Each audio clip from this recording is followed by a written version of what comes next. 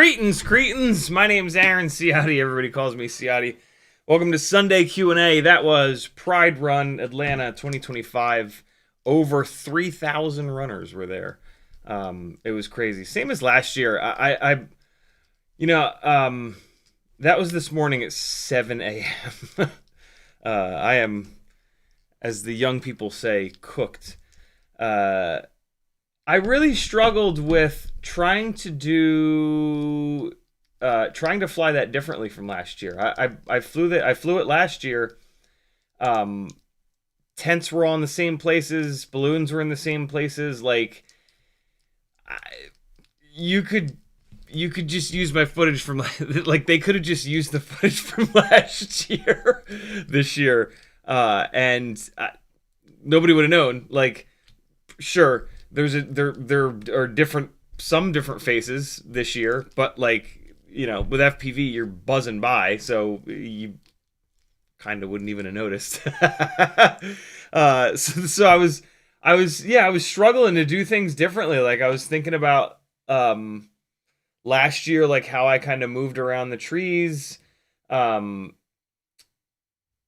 or just got, you know, it's running. They run.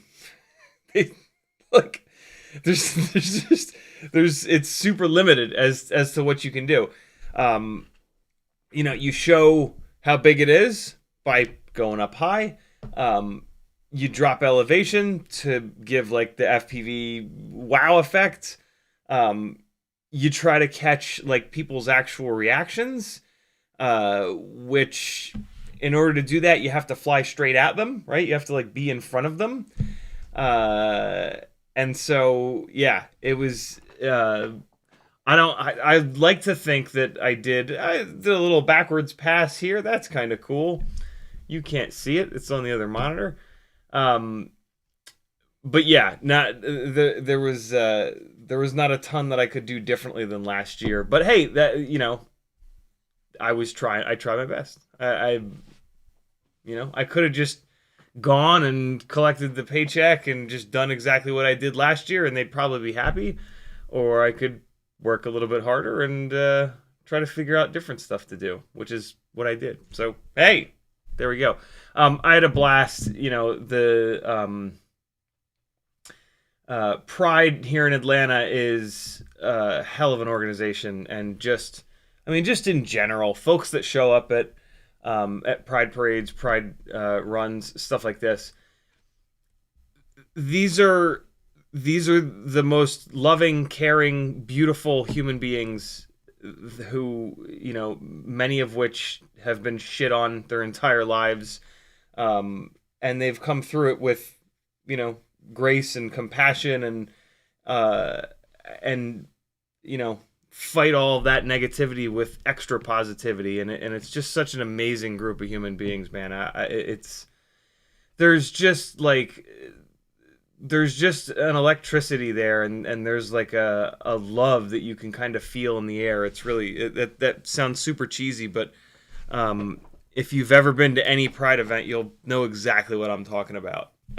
If you haven't, you should go, because, yeah, like I said, amazing group of human beings that just want to be left the fuck alone. Just want to be able to live their lives like everybody else. And so, yeah, support, be a proud ally, my friends. I certainly am. A proud ally for that awesome group of people. Quad blades, yo.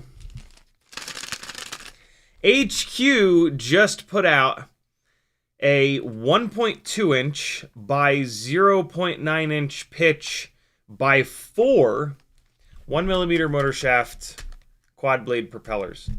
Quad blade propeller. And maybe they're good. They're gonna be super grippy, that's for sure. They should be grip monsters, and we're gonna find out here today, hopefully. Uh, we stopped using quad blades a long time ago. I think mainly because we realized that response time was super important, and quad blades are heavy, right? 4 blades are going to be heavier than 3. 3 are going to be heavier than 2. And so, yeah, we moved away from quad blades, and like nobody has made a set. I haven't seen a company make a set of quad blades in like 4 or 5 years. And I'm not totally convinced that, and these might these might shine a light on why, but maybe not. Maybe they're amazing. When you in general with propellers, the more blades, the more grip, but the less efficiency. The worse the response time gets, and that means that the PID loop is typically not going to work as well. When I say response time, what I mean is how quickly can the motor accelerate the propeller and decelerate the propeller, because that's what the PID loop needs. When prop wash happens and the quad is doing this, the PID loop is struggling to spin the motors up. Like, so if in prop wash the left side drops, the PID loop is going to try to spin those left side motors up as quickly as it possibly can while it's braking the other side motors. And then when it prop washes in the other direction, it's going to do the opposite. And how quickly the quad can do that, how quickly the quad can speed up and slow down the motors, that is directly relational to how quickly and how smoothly and how much prop wash that it can eat. A quad blade propeller is going to make more thrust, though, if the motor has enough grunt, if the motor has enough power to push that extra blade versus a tri-blade, right? And so raw horsepower, right, thrust, is going to help. In prop wash, it's going to squat one way than the other way. If there's more power, it's going to be able to push harder against that. So it's not all doom and gloom for additional bladed propellers, right? From 2 to 3, 3 to 4. But what we've found is that response time seems to be more important than just raw amounts of thrust. And so that's kind of also why I think you don't see quad blades sort of anywhere. With a tri-blade, the propeller is going to be lighter, and then what you can do is just make a higher kV motor. And then that higher kV motor is going to make that extra power with a rotating assembly, right? The prop and the bell that's still nice and lightweight. And so you can actually have a smaller motor and a lighter motor that sort of focuses on RPM, and then a lighter rotating assembly. And tri-blades seem to be kind of the best of both worlds. They seem to be the perfect middle ground, I should say. Not best of both worlds. They're the perfect middle ground where they're not as like bi-blades a lot of times are kind of too slidey and slippery. Quad blades are sort of too heavy. You have to put a bigger motor to get that response time, and then that adds weight. And so it really, like, almost across the board with in FPV, tri-blades almost always end up being like the most used, the most popular sort of propeller. And when you look at it like that, when you look at all the factors like that, I think it kind of makes sense. But there's no reason that you couldn't make a bi-blade or a quad blade work for that platform, if you're looking for the flight experience that you get from those propellers, right? The thing to remember about customizing these things is that they're a system. You've got the size of the propeller, the pitch of the propeller, how many blades does it have, how big is the motor, what's the kV of the motor, what's the all-up weight of the quad, what's the voltage of the battery, how heavy is the battery, what's the mAh of the battery, right? All these things, all these decisions that we make on these quads, they all affect one another. Just grabbing a set of quad blades and throwing it on your quad and thinking that it's going to fly great, chances are that it's not, unless you've kind of thought that out. If you have a build that has lower kV motors and you're struggling to get power out of them, that's a scenario where a quad blade might actually work, so long as the motor is big enough. One of the things I'm kind of worried about with these is that they might be so heavy and draggy that these 0702 motors are not enough. I don't think that's the case, because we've been putting these 1.4 inch props on them, and they've been coping pretty well with that. So I think we'll be fine here. But, you know, when the propellers have the biggest effect on the way that these things perform. And so if you're going to drastically change a propeller and go from like a 2 to a 3 to a 4 blade, or just you're going to go with a propeller that, you know, a quad blade is we don't have really any of these in from the last bunch of years. This is like weirdly kind of an extreme thing to do to a tiny whoop, because we've figured out this formula that really works well with the 2 and 3 blade props. If you do something like this, there's a chance that you might actually, to get the performance out of it, you might need to change the motor. Go up to a bigger motor, basically, to handle the extra weight and the extra drag. And so, like, these propellers might not pair with the 702s well. You might need to go up to, like, a 603 or an 802. By the time you get to an 802, the motor is so heavy that the tiny whoop is going to be, I'm not going to say a mess, but a mess. for a lightweight indoor whoop, at least, right? But yeah, think of it that way. Thank you, HQ, for making these quad blades. This is almost certainly the lightest weight quad blade that exists. And so it's really cool that we have this option. We have a 4-bladed propeller that might actually work. The old school 4-bladed propellers, I mean, hell, most of them are only 0.8 millimeters, so we can't even use them on these 1 millimeter motor shafts. If you can find one or drill one out to 1 millimeter, it's going to be really heavy. Old school tiny whoop props were extremely heavy. One of the biggest improvements in flight performance, in general flight performance in tiny whoops in the last 3 or 4 years has been lighter weight propellers, and continues to be, right? The HQ ultralight series of propellers perform unbelievable, but and this is kind of a good thing. We're approaching sort of like the limit of lightweight, which we know because they're a little fragile. The HQ ultralight props I don't use on rigs that I'm going to be flying in like super sketchy stuff, because they have a nasty tendency to blow up at the hub. These HQ ultralight hubs are very thin, and yeah, I've got a pile of single blade HQ ultralight props from when the hub broke and the propeller and the, you know, the biblade propeller became 2 single blade propellers with half a hub, or the triblade propeller became a very out of balance dual blade, 2 blade and spare single blade.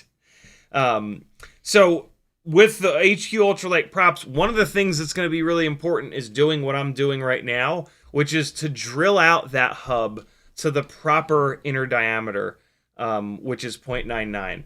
I'm convinced that one of the reasons the HQ hubs crack is that they fit a little bit too tight on the 1 millimeter motor shaft, and then we jam them on there, and that puts a lot of stress on that plastic, right? If the motor shaft is really tight in the hole in the prop, the metal motor shaft is like pushing outwards all the time. And so if you drill these out and you don't have to push them down so hard on the motor shaft, then they should last a little bit longer. I don't have a way of testing that, but makes sense to me, doesn't it? You know, they like right now when I look at these hubs, they're not cracked. After you put these on and off motors a few times, especially if you don't drill them out like this, you start to see cracks on that hub. Is that from smacking into walls and ceiling tiles and furniture? Probably, but drilling them out is also going to let you take them on and off the motors a lot easier without wrecking your fingers or the props or the motors. So head over to CiottiFPV.com and click the Etsy store button and get yourself a 0.99 millimeter and 1.4 millimeter drill bit. If you want the really nice setup, I also have pin vise, double-sided pin vices on there. And so you put the 2 drill bits in either side of this pin vise, you sit it on your damn workbench, and you have no excuse to not drill your props out because it takes 2 minutes like you just saw me do. And you can do it while you're not paying attention to things, or while you're live streaming, or while you're watching a show. It's super simple. It makes a massive difference. It is the biggest thing that you can do to make sure that you stop ruining motors.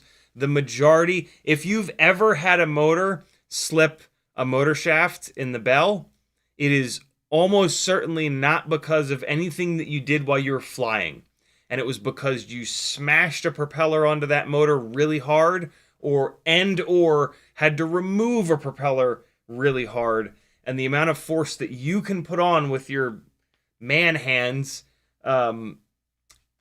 is way higher than the forces that they see when they're flying around. You know, the amount of thrust pulling on that motor shaft is nothing compared to when we grab that propeller and muscle that shit up and off, or mash it down on there with our thumb. So if you want to stop ruining $10+ motors, spend a couple of bucks on my Etsy store. It'll also help me keep doing this full time. And yeah, your motors will last a lot longer. Where's my water? I am dying. I am absolutely dying.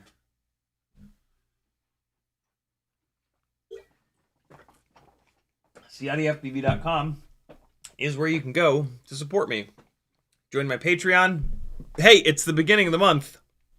Tomorrow night's a giveaway stream. Great time to join my Patreon.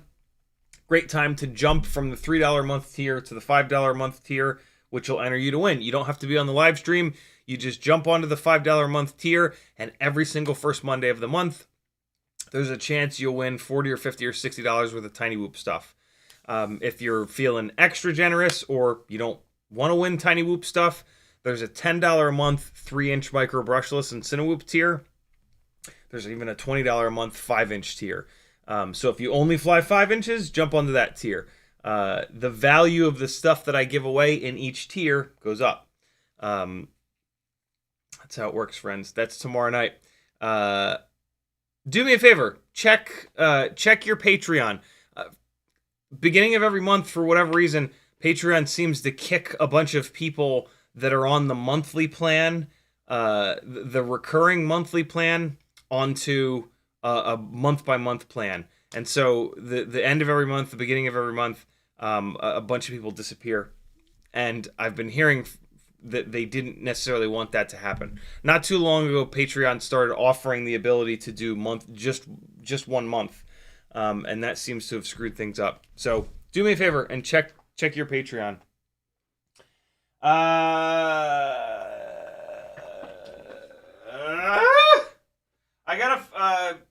haven't completely decided which rig we're gonna run these on.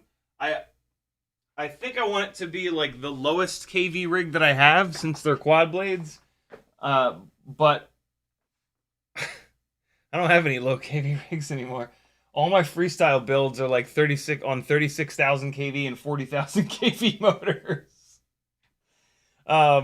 So yeah, what I think I'm gonna do is run it on one of these beta FPV builds, like this race, because they have um, gruntier but lower kV motors on them, and that's what a quad blade is gonna really work well on. So I think it's gonna be uh, this.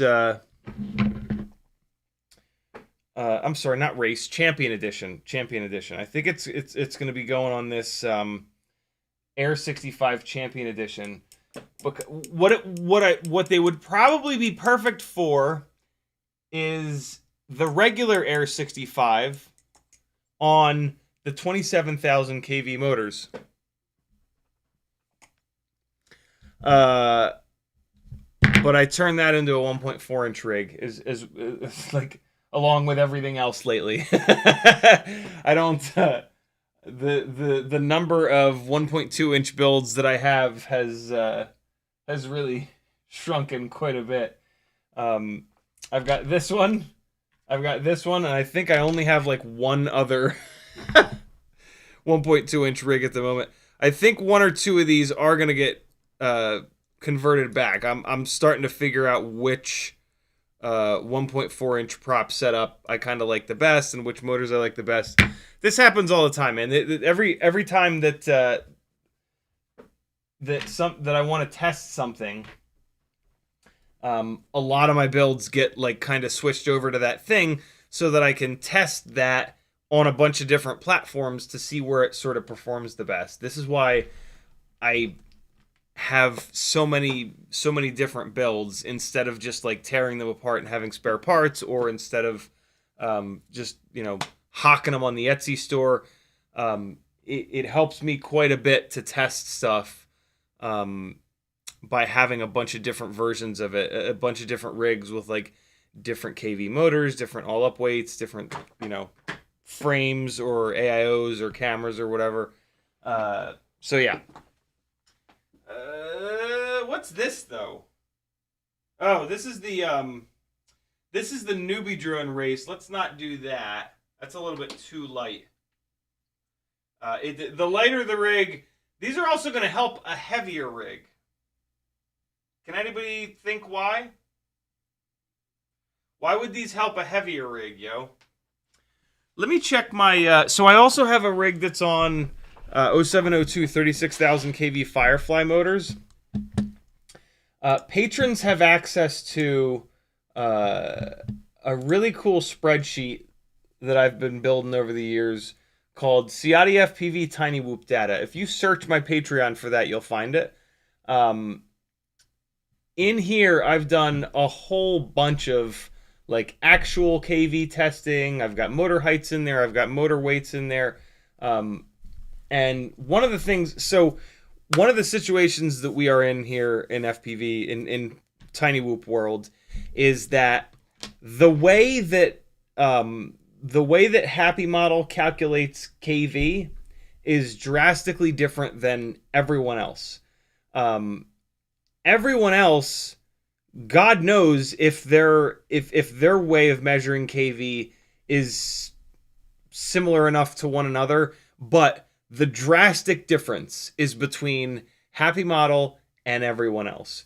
When Happy Model says that they've got a motor that's 30,000 kV, it's the equivalent of like 25,000 kV with the way that everybody else measures it.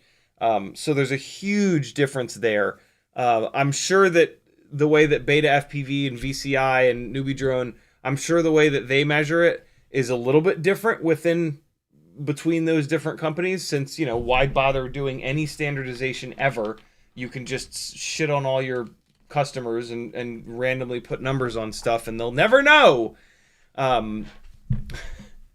But yeah, there's a huge difference between Happy Model and everybody else. So on this sheet, I've spun a ton of different motors up with the same amount of voltage going into them from a bench power supply, and taken measurements through on the same AIO, looking at the RPM data coming back through bidirectional D-shot. And when I've done that, uh, Kevin Sumner did the fancy maths in the Google Doc, and to calculate the actual estimated KV with some standardization. All right, and so if I look at I did this on two separate live streams actually.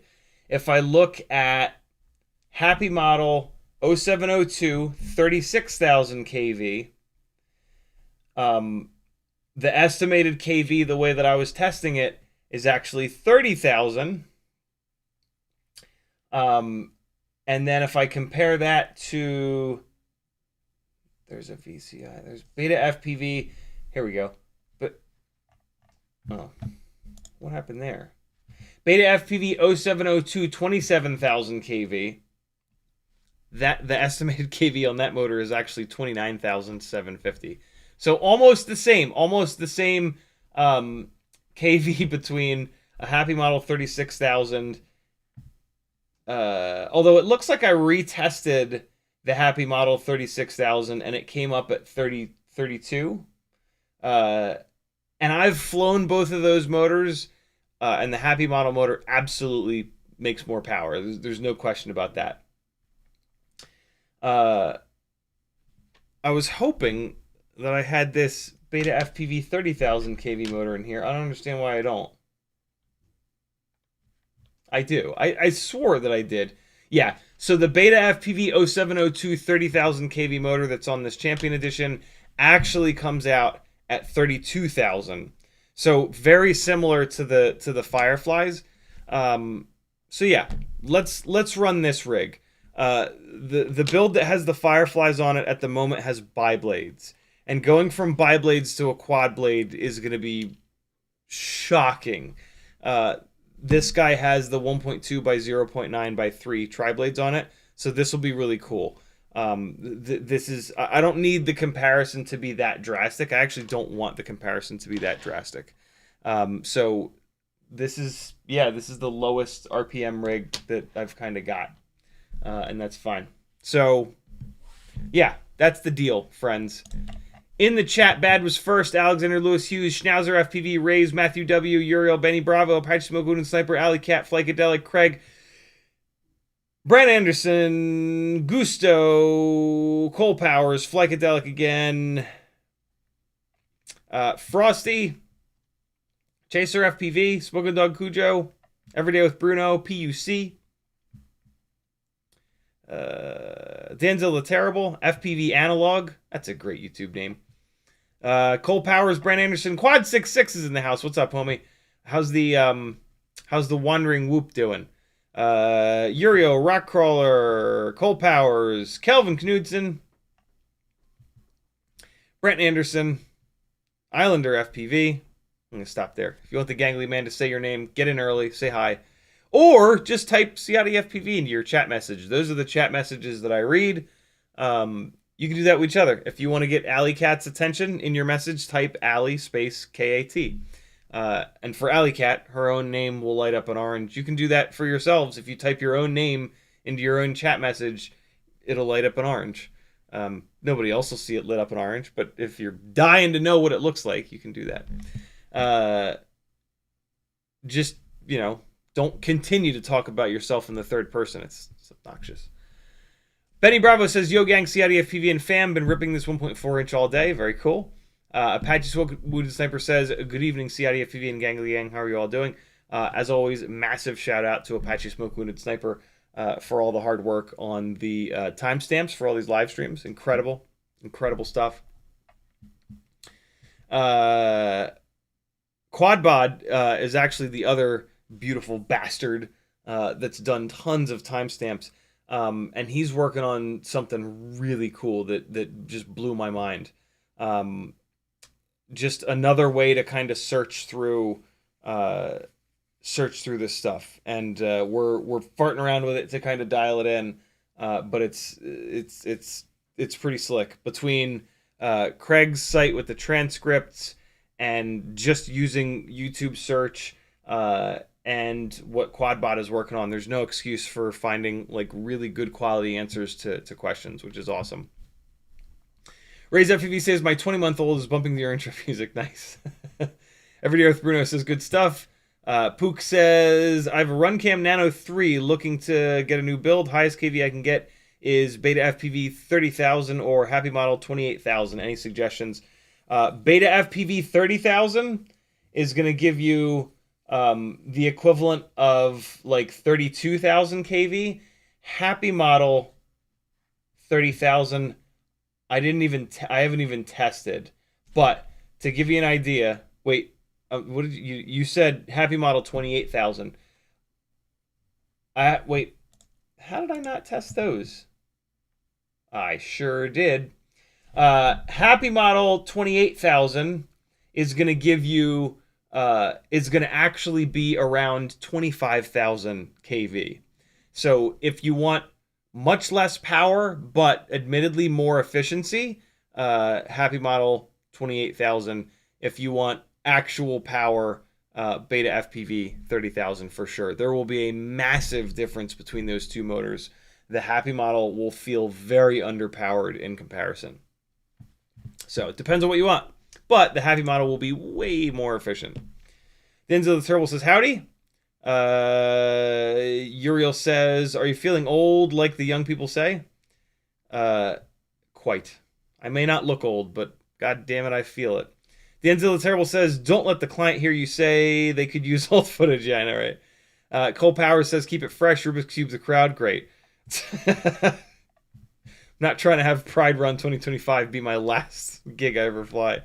Alexander Lewis Hughes says, I'm almost your age, and cooked has been a pretty commonly used term in Australia, even since I was young. Really? Very cool.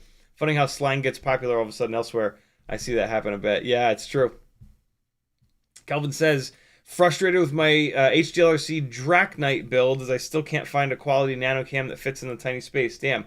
Is the Nano 3 still the go-to? Foxy or have anything small enough? Nano 3 is certainly the smallest camera in terms of like the lens being itty bitty.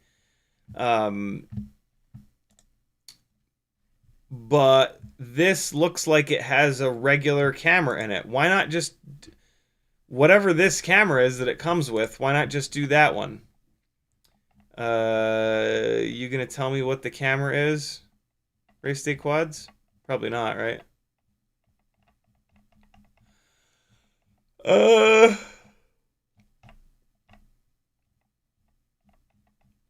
No info on the camera. Here we go. Spectre flight controller frame. Here we go. Caddx Ant. The Caddx Ant is webcam. The Caddx Ant is not a super small camera. I'm confused as to why you're having a hard time finding a camera small enough. The Ant is kind of like a normally sized camera. Yeah, and it looks like this has screw mounting. This looks like it needs a camera that has, what is it, 14 millimeter, I think, wide mounting, and there's a whole bunch of them. So yeah, I don't know why you're having a hard time finding a camera that'll fit. I'm sure there's a reason. The Runcam Nano 3 does not have any sort of mounting provisions like that, so you're gonna have to figure out like a 3D printed mount or something like that to get it to fit in there. Islander FPV says, I think the prevalence of these new heavy HD whoops is what's promoting these new quad blades into existence. Maybe, but see, it's not a great idea typically to just say like, this build is heavy, I'll just keep adding I'll just keep adding blades to propellers. Like adding weight to the propellers is not, it's not just like a blanket good idea if the rig is heavier. In my opinion, like if the rig is heavier, you actually want to go the other way. You want to go really high KV and like as lightweight as possible. It kind of depends though. It's gonna all come back to like really the way to choose between 2 and 3 and 4 blade propellers. The one thing that the number of blades that the propeller has. All right, so look, um,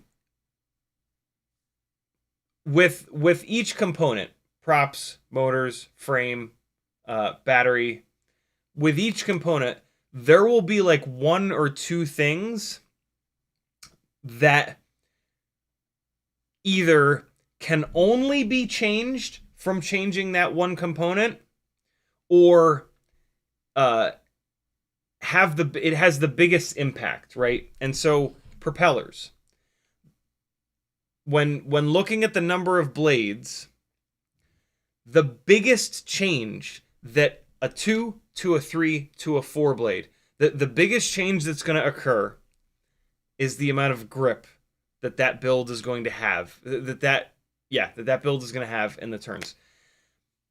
It is also going to change the amount of thrust. It is going to also change the response time. The response time is going to be the biggest negative. But well, that doesn't have to be.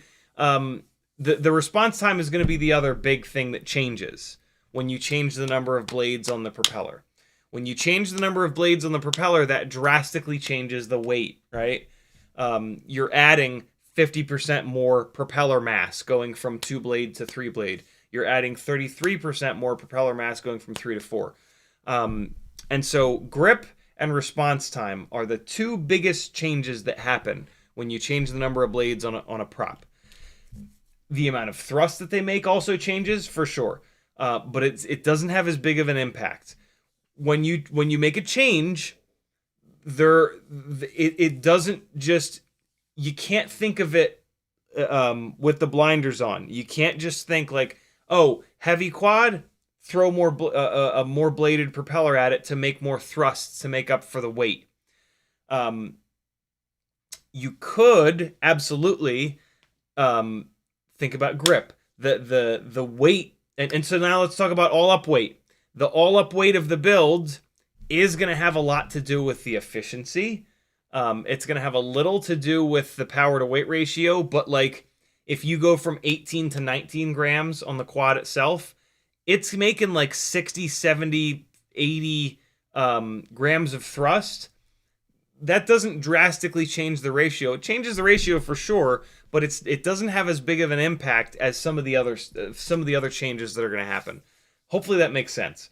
And so it's important to kind of think through that, and like I said, motors versus props versus frame versus all up weight. Each one of those things, when you make a change to it, there's usually gonna be like one thing that's gonna drastically affect.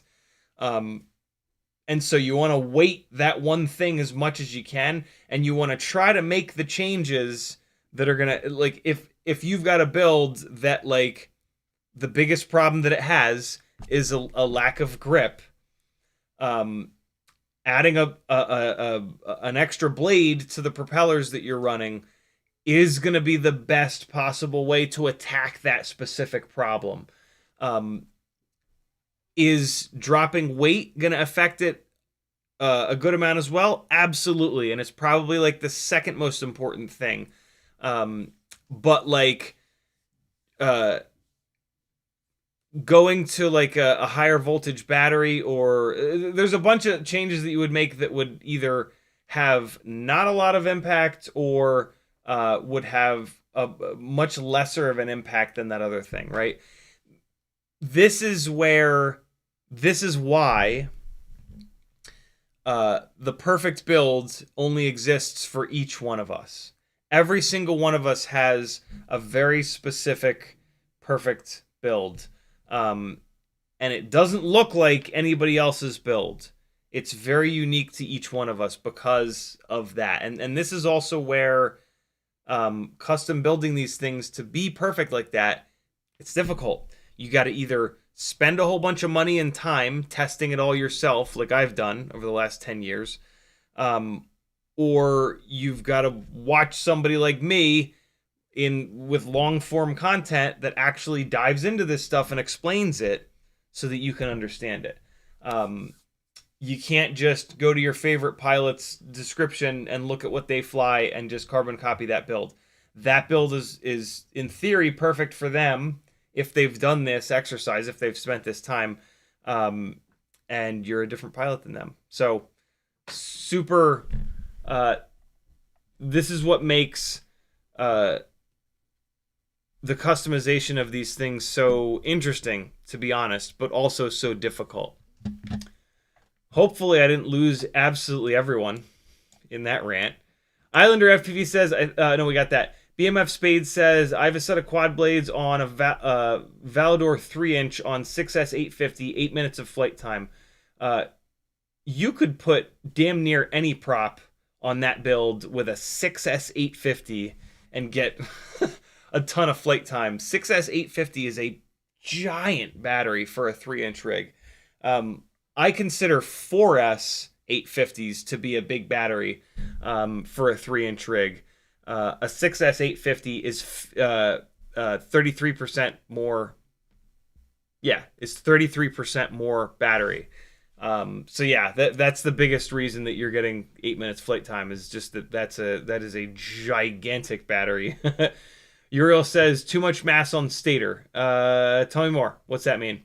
Cole Powers says there's also a certain amount of balance that tri-blades offer, being mirror asymmetric. Biblades and quad blades have mirror symmetric and may have strange gyroscopic precession effects. Look at this guy with the big words. Jesus, Cole. Very true. Yeah, we realized ages ago that tri-blades just inherently are better balanced. Way back in the day, when in general FPV propellers weren't all that well balanced, that was like super obvious. The manufacturers didn't have the molds like perfected, and just in general most props were not very well balanced. Back then we made biblades and tri-blades and quad blades, and we all noticed that like the tri-blades were kind of always the best balanced of the propellers. And with a little bit of research, you can find the big words that Cole Powers is smacking us down with. And so yeah, but nowadays the prop manufacturers have gotten really good at balancing these propellers. And there are plenty of biblades that are beautifully balanced. So in theory, propeller balance should not be an issue with these. HQ has been doing a great job with their ultralight props, keeping them balanced, making them balanced, I should say, not keeping them balanced. I almost forgot to put batteries in the charger. That would have been annoying as hell. Let me crank this Vifly Whoopster up to full banana pants. 0.9 amps. Get these guys on here and get them charging. All right. 4 and Lebster says, hey dude, good to see you. Benny Bravo says, I forgot about the data sheets you made, sick AF. Yeah, man, if the data sheets are not worth your $3 a month, I don't know what is. Hey, has anybody found...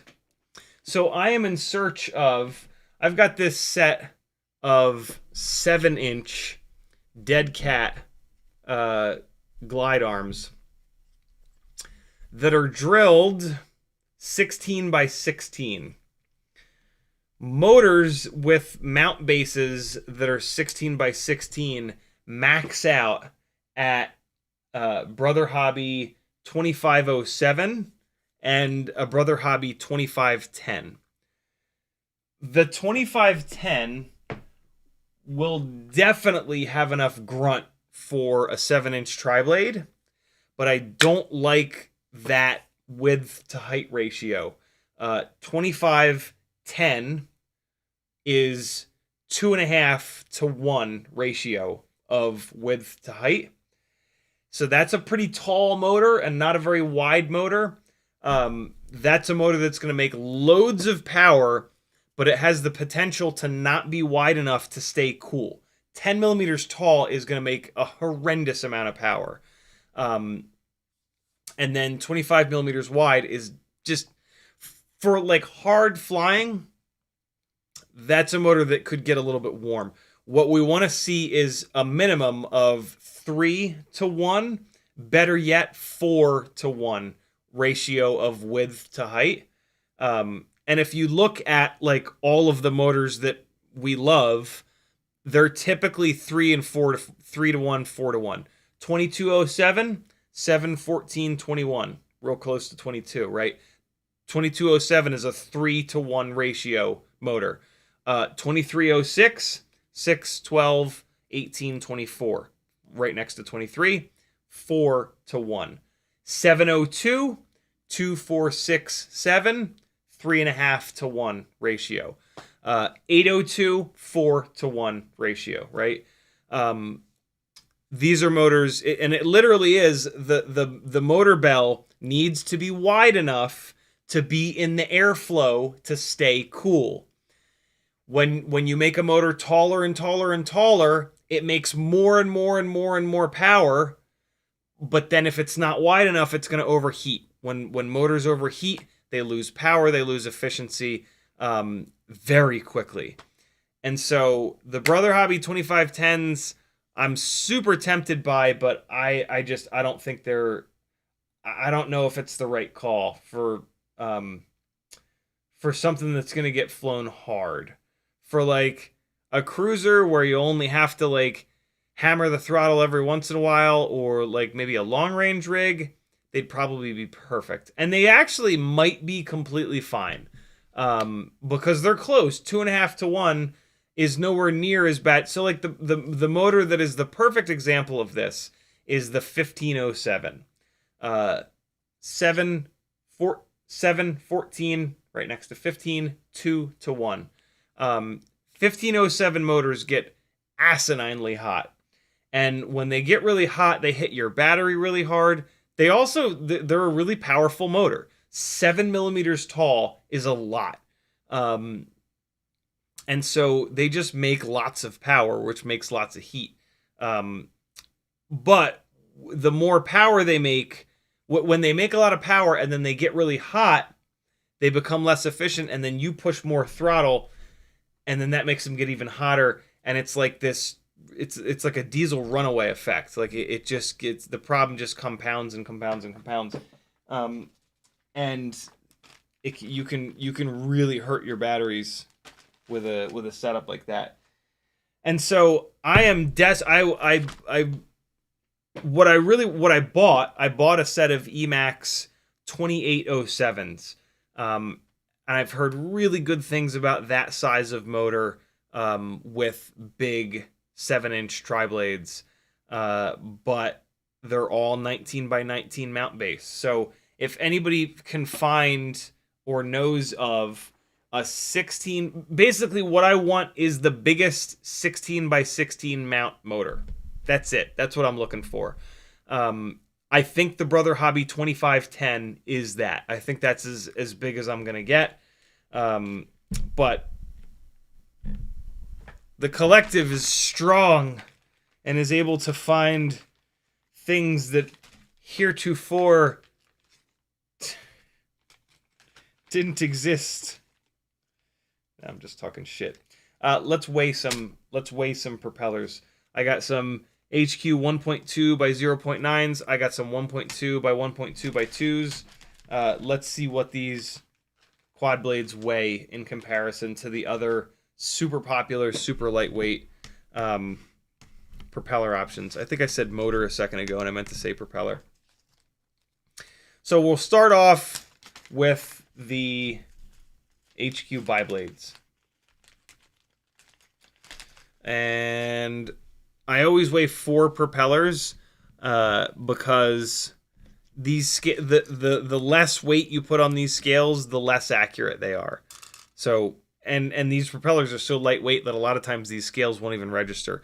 4 of the HQ ultralight biblades is 0.48.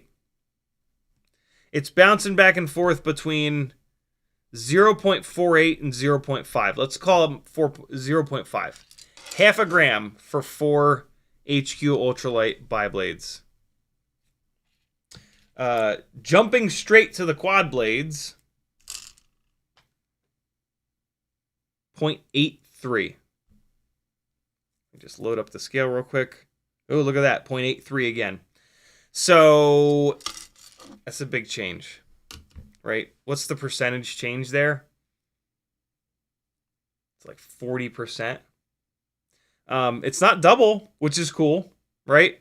That's because of the hub. You know, the hub is a solid chunk of plastic. But that's a big change from 0.5 to 0.83. That will almost certainly be noticeable. Let me throw a set of the triblades on here though, just to kind of see and make sure that there's not, make sure like that for some weird reason the triblades aren't like just as heavy or something crazy like that. I can't imagine it, but stranger things have happened. There's 4 of the 1.2 by 0.9 by 3s. Nah, that's about right. 0.7. 0.67. It's bouncing back and forth between 0.67 and 0.7. Call it 0.7. So yeah, 0.5, 0.7, 0.85. It's about right. And again, that's going to show itself. The negative side is going to be in how quickly the motors can accelerate and decelerate the propellers. That's going to affect the prop wash handling. That's going to affect when you move the sticks, right? Like you bang like roll right as hard as you can, and you've got quick rates. You're going to feel a difference. The believe it or not, the propellers that you run kind of affect your rates. They don't really affect your rates, but since they can affect the response time and how quickly the propellers spin up, if you have your rates perfectly dialed for a bi-blade, a nice lightweight bi-blade, and every single time you bang quick roll, you go perfectly inverted. If you all of a sudden now put quad blades on there, they're going to respond slower, and but your brain is not going to immediately adjust, and so you're going to give it the amount of roll that with a lightweight propeller does that. On a quad blade, it's going to do that. And so like you might need to, it's going to feel like it's affecting your rates. If you have headroom in the PID tune, you can potentially make the PID tune more aggressive, and that will accelerate the prop earlier, and that might get you that extra rotation back. But yeah, there's a relationship between the response time, your rates, and the PIDs. I could talk for 2 hours about that, but without getting super insane about it. Just understand that kind of exists. Let me jump back into chat while we're waiting for these batteries to charge. BMF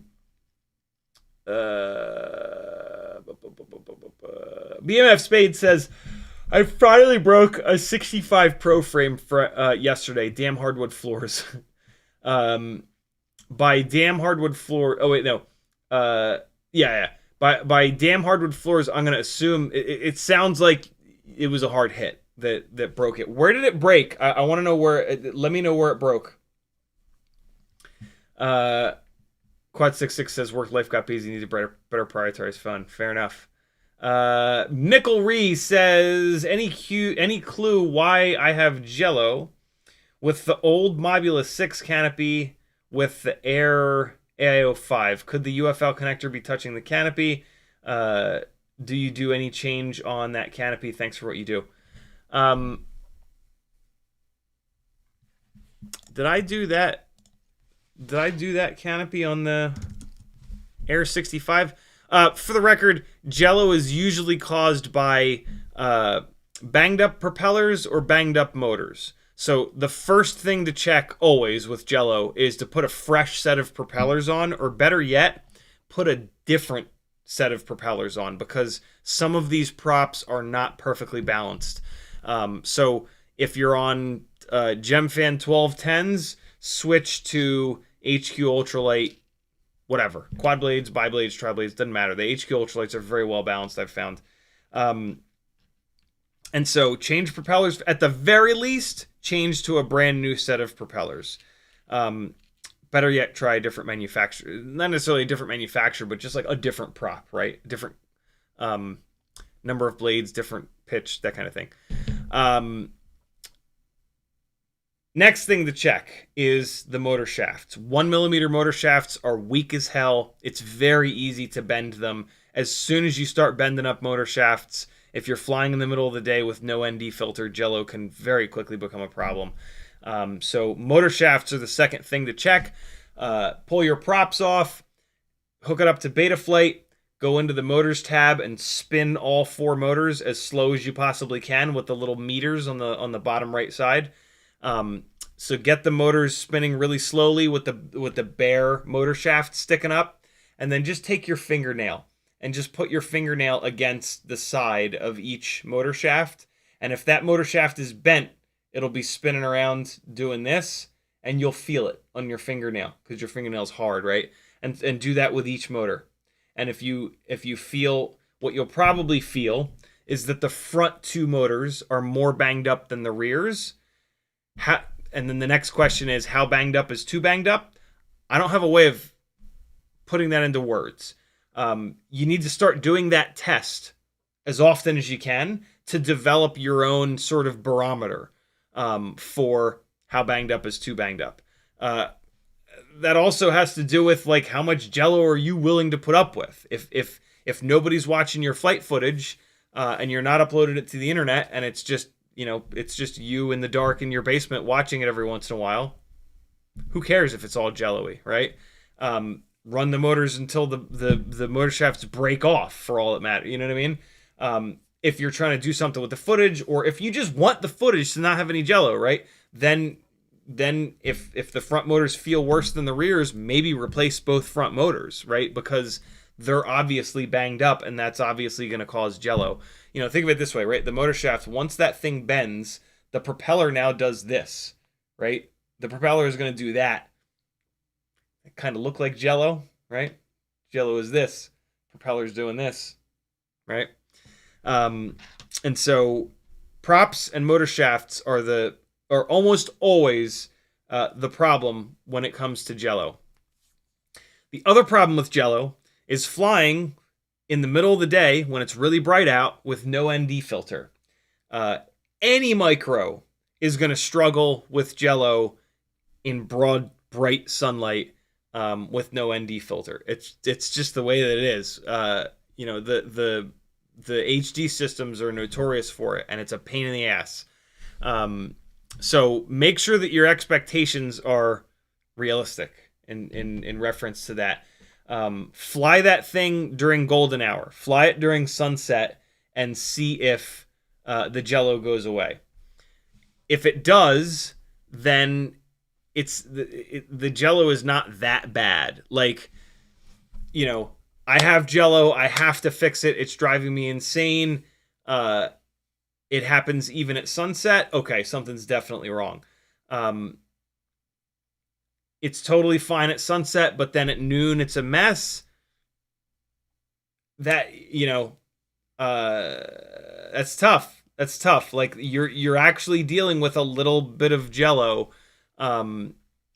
It's just when it's really bright out and there's no ND filter, the shutter speed gets really fast, and that is like a recipe for jello right there. So have realistic expectations. Tuning is typically not going to do anything for jello. If your tune was so bad that it was creating vibrations that could cause jello, typically it's going to just fly away.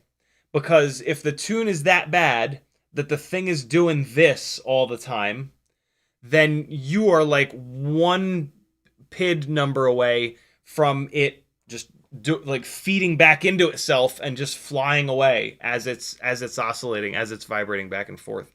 It depends on the response time of the motors, depends on your PIDs, blah blah blah. But yeah, typically jello is not going to be caused by anything tuning related. It can be, but it's pretty rare. And so the next thing to check, so propellers, motors, and then the third thing to check is going to be like the camera mounting. Make sure that the camera is solidly mounted. There's no screws missing. Make sure that the canopy is not like broken, and make sure that there's not something pushing up against the camera. Those can all cause jello. So there you go. There's a whole bunch of different stuff for you to check. If the AIO is touching the canopy, that should not be a problem. The canopy is mounted to the frame, and the frame is where all the vibrations are coming from, right? The vibrations come from the propellers and the motors into the frame, and then the vibrations try to work their way through the rubber grommets into the AIO. So the AIO actually has the least vibrations of anything. So the AIO touching the camera has sort of the least, has a much lower chance of being the root cause of jello than the frame, which you've screwed to your canopy, right? So keep that in mind. Bad says, flew a non-whoop for the first time in over 8 months, and man, bigger quads feel slow. I felt I had all the time in the world to pull off tricks. They're actually a lot faster. I mean, obviously they're a lot faster, but it's just where you fly them. Flying inside the house, if you look at like how small this thing is, and then how small the gaps are that you're trying to shoot inside the house, it's wild, you know, like it's this big, and then the gaps that we're trying to shoot are like that, you know, like we're trying to go under the coffee table. It's like that's the leeway that you've got. You take a 5-inch rig, and then you try to fly it between two trees. The fucking trees are 20 feet apart, and the 5-inch rig is only a foot wide. So like the gaps that you shoot with everything other than, you know, whoops are just absolutely gigantic, which is good because without prop guards, all the bigger quads are very slidey, which makes shooting gaps accurately a lot harder. It's interesting that so when Bad says that they feel slow, it's because of that. When you fly bigger stuff, you're outside. You're in this huge fucking area, and so you got to like really jam. Whereas like when you fly a tiny whoop in the house, it's a small little area. You can get one side to you can get to the absolute limits of your flying space like that. Whereas you go outside and like even at full throttle with a 5-inch rig, it's going to take you a while to get from one side of the football field to the other. So yeah. That's funny that was the main feeling. Pook says, for the AIO and frame as well, 1.4-inch with beta FPV 30,000s.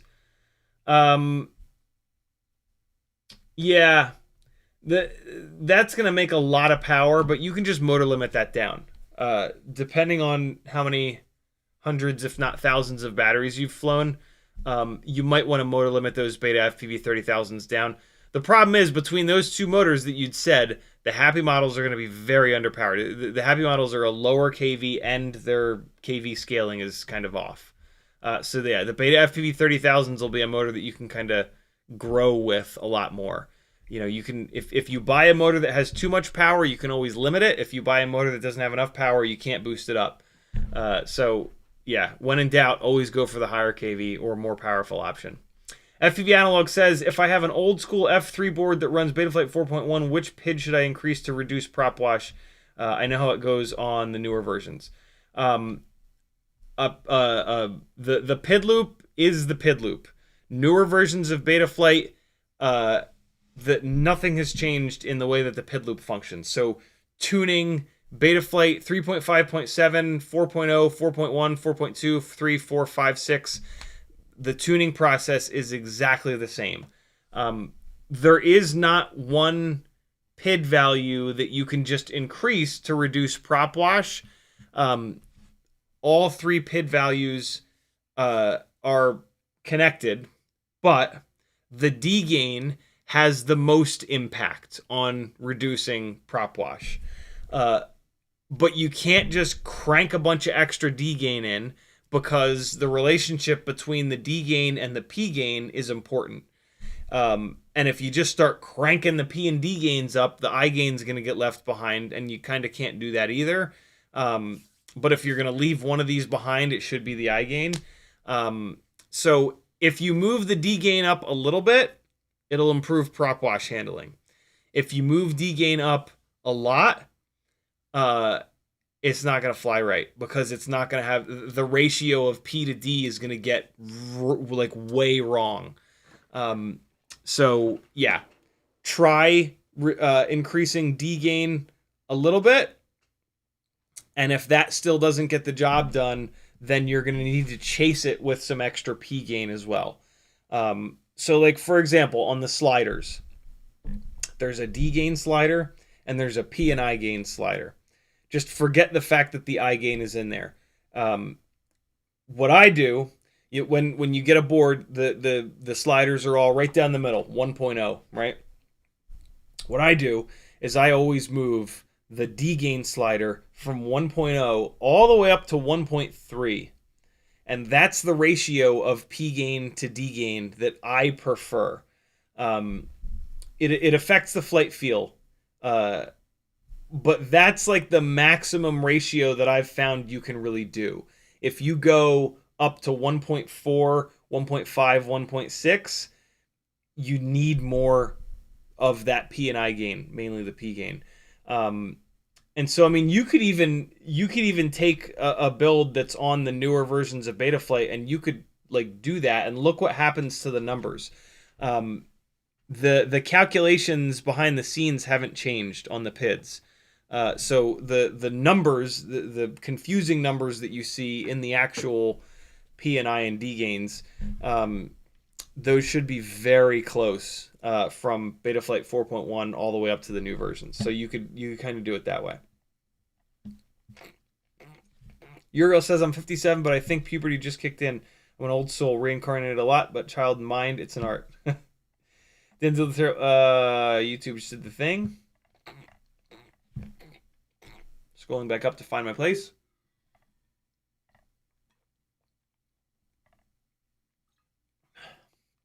Where the hell was I? There it is. Danzilla the Terrible says, see Islander FPV about weights. Islander FPV says, some tri-blade HQ ultralights are lighter than Gemfan biblades. So not totally true.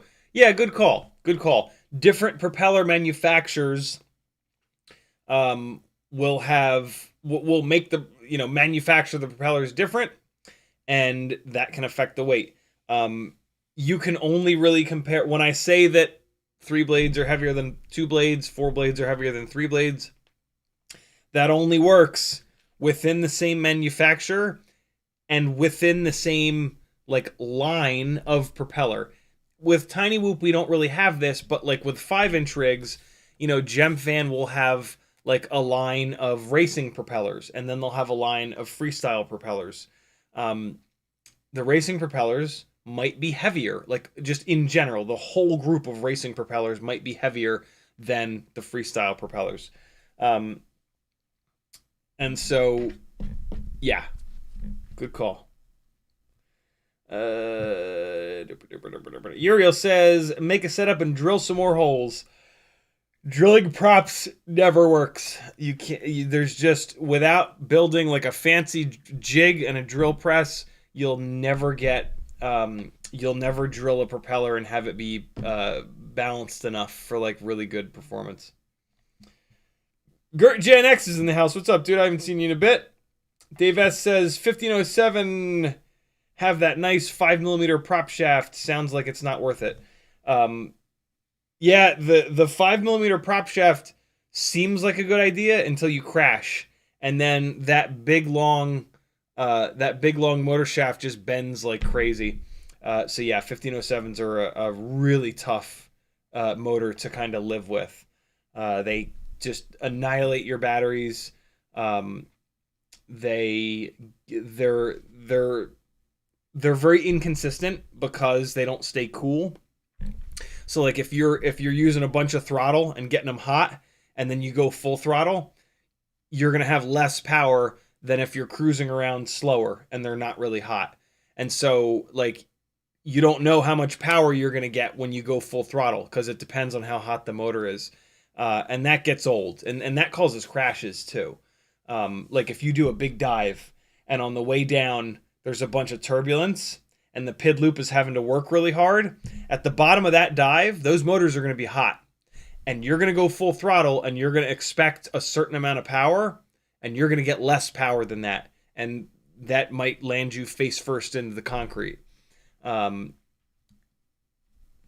Hopefully not, but yeah, that lack of consistency, as you fly more and as you get sketchier and sketchier and as you get closer to objects, that becomes way more important. Way important to have a super consistent motor that every time you go full throttle, you get the exact same amount of power.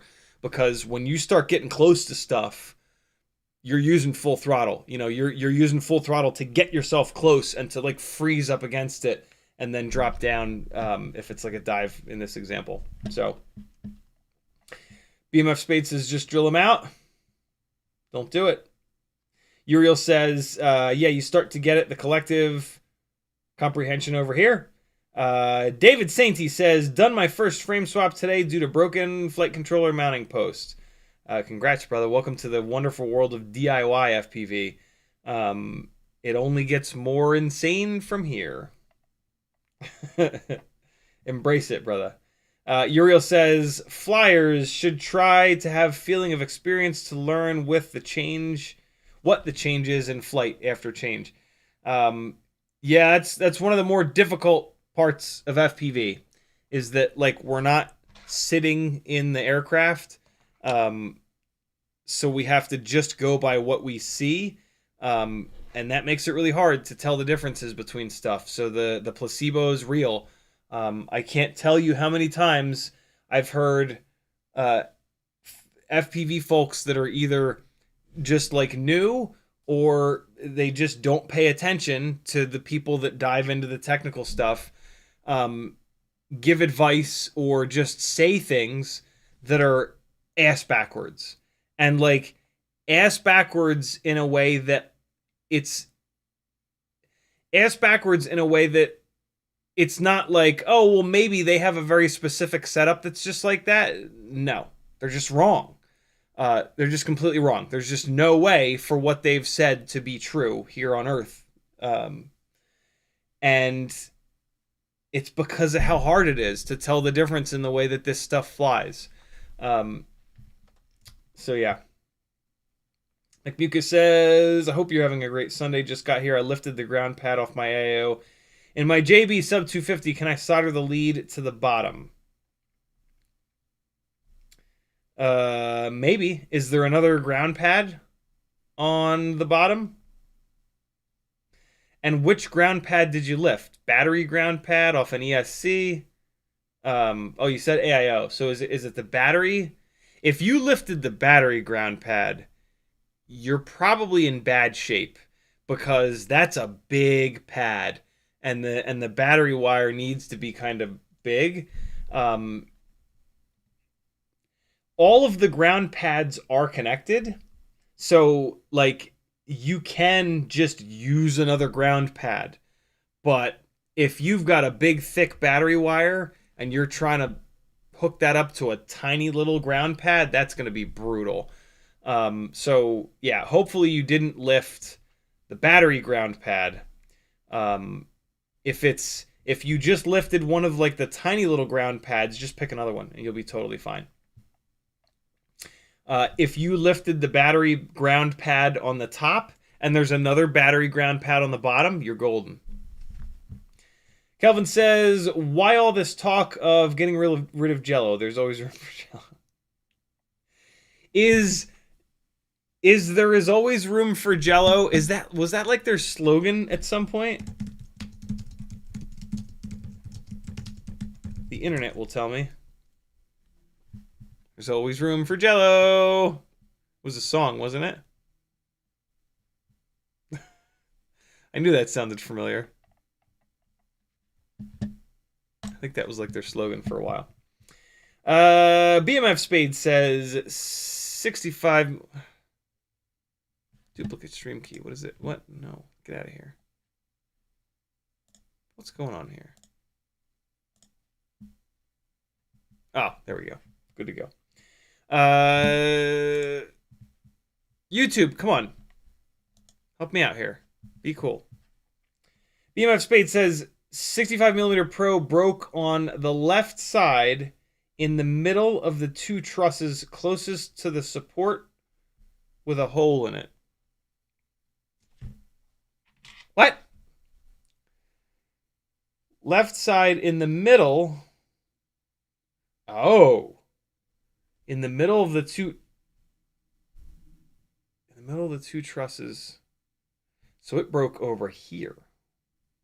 Interesting. Middle of the two, close to the support. This is the support with the hole in it here. I think it broke here. That's an interesting place to break. The Air 65 frames always break here. Or here, or here, or here. But this is not an Air frame. This is a Meteor 60. The Meteor 65 Pro frame is not an Air frame. The Air frames all seem to have that weird issue where they dump all of the crash energy into that one spot on the frame, and they break pretty quickly for me. BMF, no, we got that. Island FPV says Gemfan 1208 triblades set of 4 weigh 0.8115 grams according to the Tiny Whoop milligram scale. Impressive. These new HQ quad blades basically weigh the same. Yeah, and that's also such a great example of how much lighter Tiny Whoop props have gotten over the last couple of years. The Gemfan 1208 tri-blades and 1209 quad blades are some of the last propellers that are kind of like too heavy for really good performance. They're outrageously durable propellers, but they're just kind of too heavy, unfortunately. After the next generation, and those are old props. Those are like 4 or 5 year old propellers. The generation of props since then have all been really lightweight, and we've been really lucky because they perform a lot better. The Enzo the Terrible says, Levster, that's a good question. I don't know. CiottiFPV, is there a smoke stopper for 1 to 2S? There is not. There is no smoke stopper for 1S. I think the Vifly might work on 2S. Doesn't it say somewhere? Yeah, here. It says on the back. No, it doesn't. Well, I mean, just plug in the 2S battery and see. Oh, shit. Where's the... Oh, right over here. Hold on. My gear is all still packed up from the gig this morning.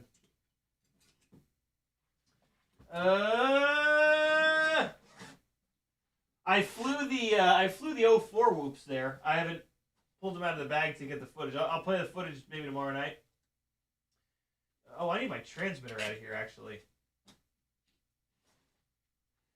Flying the tiny whoops was an absolute blast at this, because it doesn't matter, you can smash into people.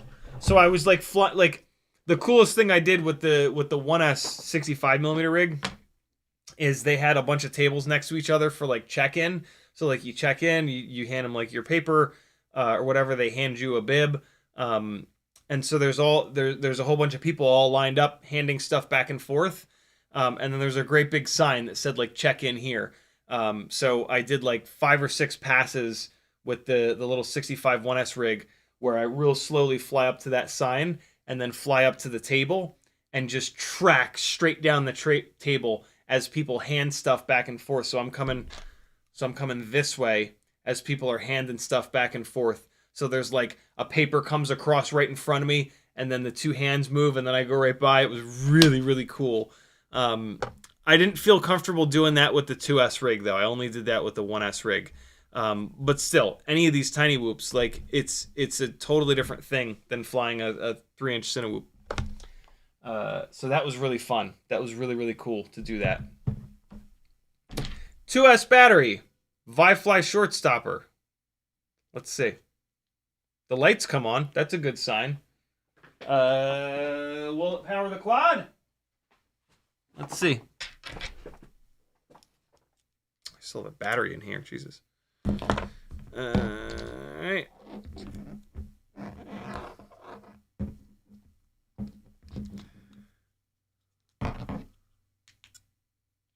It tripped it. I'll be damned. Let me put it to 2 amp mode. It's tripping it. I'll be damned. It's working, but kind of not.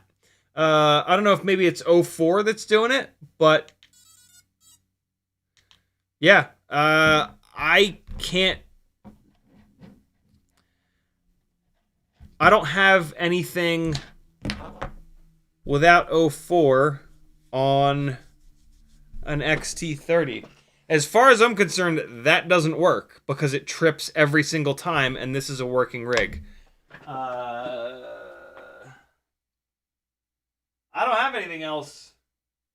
Well, I mean, I guess this is an analog, and this is meant for 4S, but that kind of doesn't matter. This is just an analog rig, so it doesn't have the 04. Trying to suck a bunch of juice out of it. Let me go down to 1 amp mode. Oh, cool. Even in 1 amp mode, a rig with an analog VTX does not trip it. So yeah, the Vi-Fly does work on 2S. The Vi-Fly short stopper does work on 2S, but 04 pulls so hard. That's interesting. I wonder if the Vi-Fly short stopper doesn't work on any 04 builds, because as soon as 04 fires up, it might pull harder than 2 amps. So the Vi-Fly short stopper has 2 buttons, the on-off button and the 1 amp or 2 amp button. When you first plug this in, it's 1 amp, and you power it on. If more than 1 amp gets pulled through the XT30 or XT60, it trips. So then if that happens, you push the button, you put it into 2 amp mode, and then the same thing. 04 in general might just grab so much electricity that it's going to trip this on 2 amp. I'm kind of surprised by that. I wouldn't think that would be the case, but it just happened, and so I can't really doubt it. Small sample size, but this is all I've got. But it worked fine on this.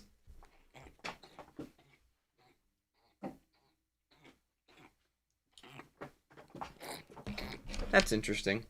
I never thought about that.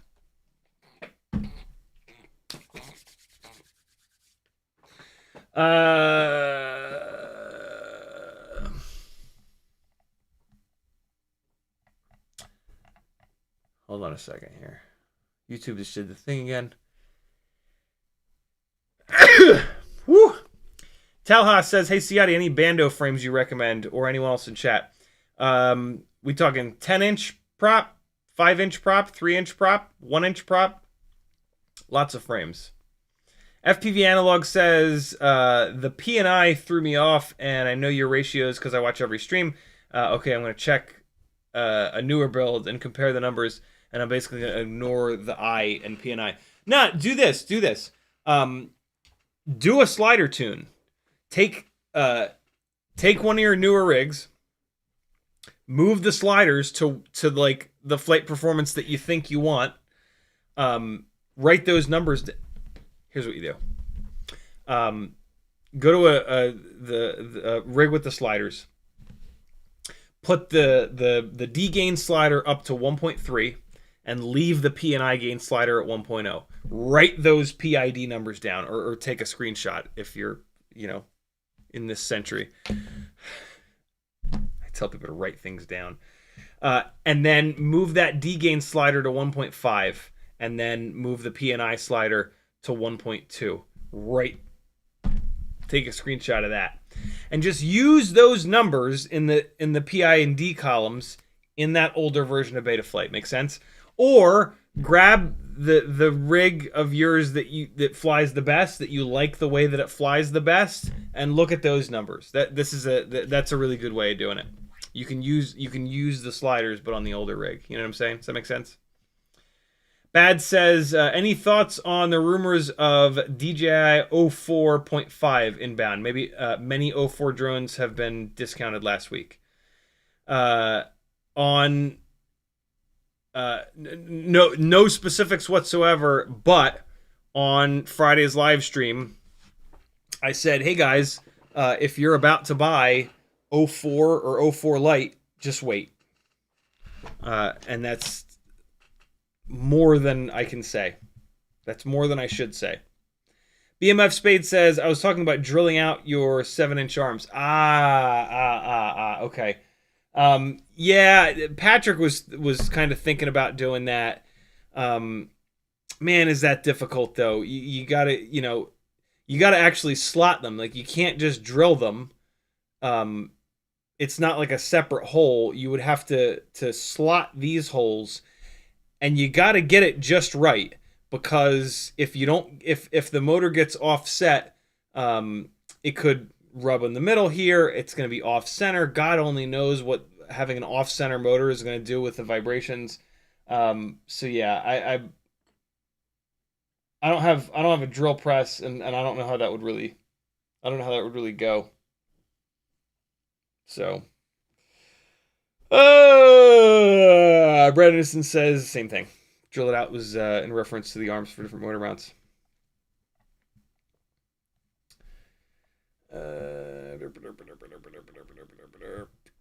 Mick Mucus says my smoke stopper works on my 04 4S rig. Well, that's good. I like that. But that's weird that this little shit is tripping it. This is an old school smoke stopper though, so I wonder if maybe Mick has a newer smoke stopper and it's actually like 3 amps or something. BMF Spade says my 04 Pro will trip it on 1 amp but not 2 amp. Cool. Or maybe the 04 Pro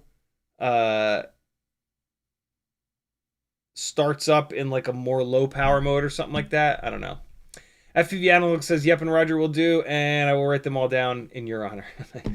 Cole Power says, McMucus 04 uses 13.5 watts at idle on 1S. That's 3.2 amps. On 2S, it's 1.6 amps. On 4S, it's 0.8 amps. Oh, that's interesting. Yeah, right. As the voltage goes up. Yeah, I didn't think about that. Batteries are charged. Cool.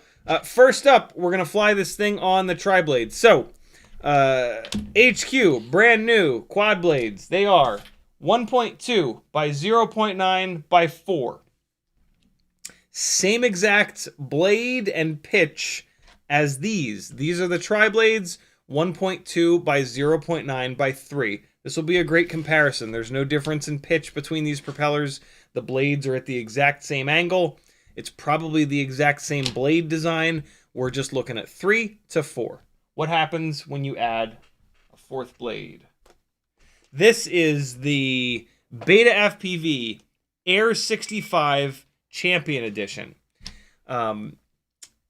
It's just a regular old Air 65 with the lightweight Air AIO, but a higher kV motor than their other builds. This is a 0702 30,000 kV motor that makes a lot of power.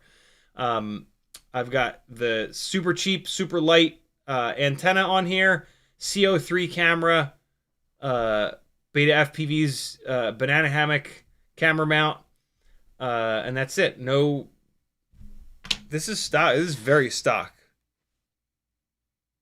This is completely stock, other than the propellers. Yep. I haven't changed a thing on this. I've almost certainly tuned it a little bit. But yeah, this is a fully stock build. Unfortunately, they don't sell this anymore. I hope that they sell it again in the future. Because this is the only way that you can get the 30,000 kV motors, and they are just insane. So yeah, hopefully they sell this thing again.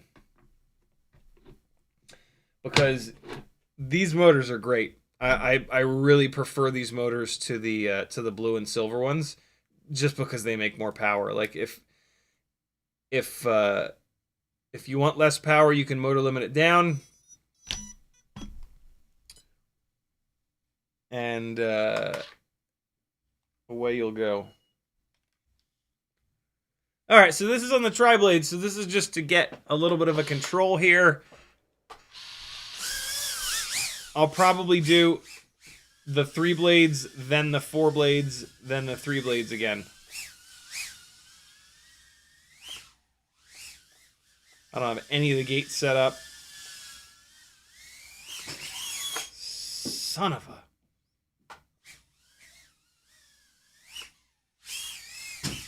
Oh my god. I got a little carried away on that one. These are actually my favorite props at the moment.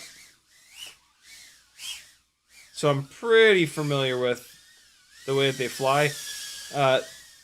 This rig has a lot of power, though. I'm bouncing all over the place because it's got a lot of power. I'm kind of checking the cruising throttle point, so it's 30. I just want to make sure that the throttle expo is set properly. Throttle mid is 31. Great, we're good.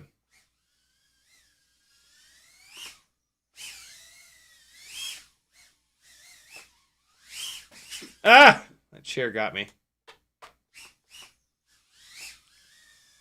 This is what we're flying. Whoa!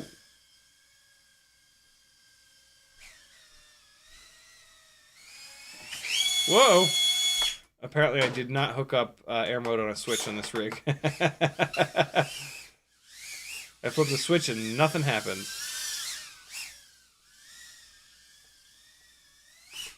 Oh! Oh, that was a hard hit. This will also give us an idea of runtime.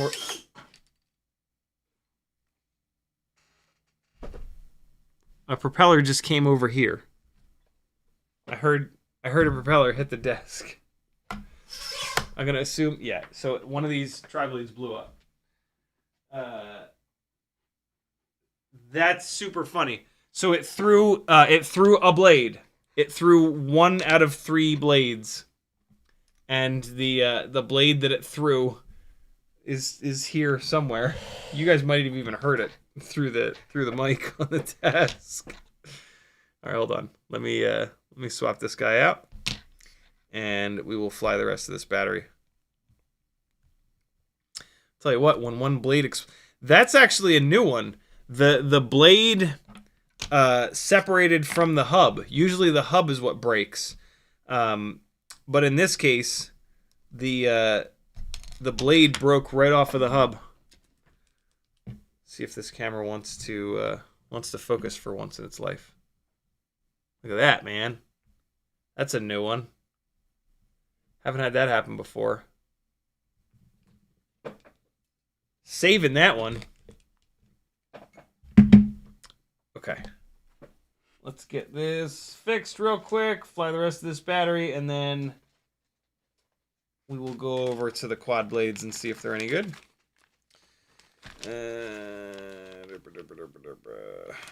Nope, these are 1.4s. It's the wrong bag. Where's the... There it is. Right in front of me. 5 blades, and here's the tri-blades. Okay. What do I need? Left side high? Yeah. Left side high. Where are you at? There we go. Pretty sure these 1.2 by 0.9 by 3s do need to be drilled out. Let me see. Yeah, for sure. Yeah, it's way too tight. Once you've drilled a bunch of these out, you can literally just take the propeller and put it onto the drill bit, and you'll feel it. You'll feel if it's too tight on the drill bit, and then you just sit here and you put the prop off and on a few times, and that's going to remove a little bit of material each time, and you'll feel it loosen up. And there's a certain amount of looseness that you sort of want. And that should be just about right. Although, keep in mind, I did not just keep in mind that the Happy Model motor shafts seem to be a fraction of a millimeter thicker than the rest. Yeah, I mean I drilled that out as if I was going to put it on a Happy Model motor, and it was just the slightest bit loose on this. It'll be fine, but if you've got Happy Model motors, you're going to need to drill your props out a little bit more. All right, here we go. Whoa, what was that? Okay, something weird happened there. Maybe I just didn't push the stick over enough, but I wanted that, but I got like, man, that was weird. Sometimes my fingers just don't obey. Oh God, really?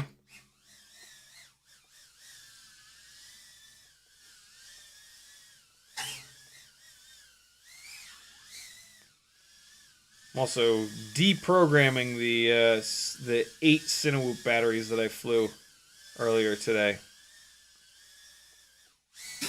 Oh, we've gone full rainbow. This is the Beta FPV AIO experience.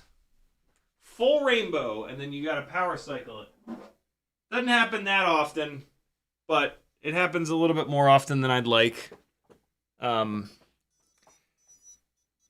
The rig still flies when that happens. You just don't have video. What I don't like about that is if you're out flying somewhere, there's a chance that you won't be able to fly home without video. And then you've lost $100+ build, which sucks. Oh God. I got all tangled up in that. Newbie drone cube.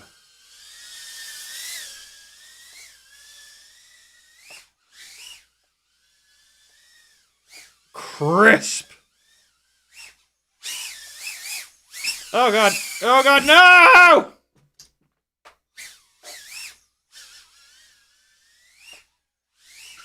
My my reflexes are probably at an all-time low right now, all-time slow right now. I'm running on like maybe 3 hours of sleep right now. All right, so no clue on. Oh, this sucks.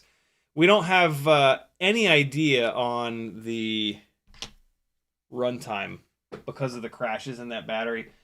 Let me try to get a full battery into this without having to unplug it 2 or 3 times. What is this? All over the camera.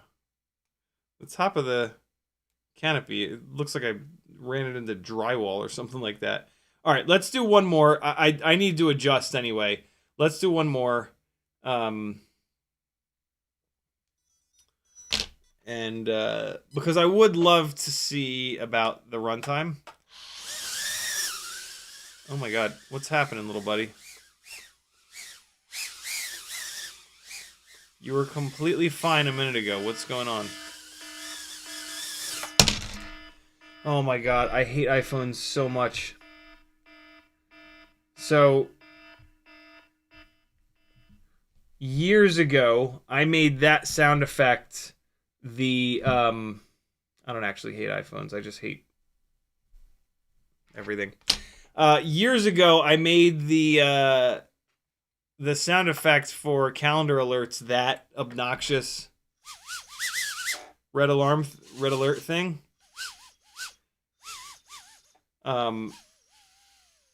And there's some weird bug that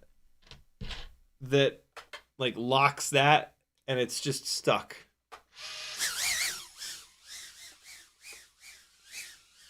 And the only way to fix it is to wipe your phone completely out. And I had a chance to do that with this iPhone 15. But I didn't. I transferred. Man, I am. Oh boy. It is hard to fly on no sleep, man. It is hard to tiny whoop on no sleep.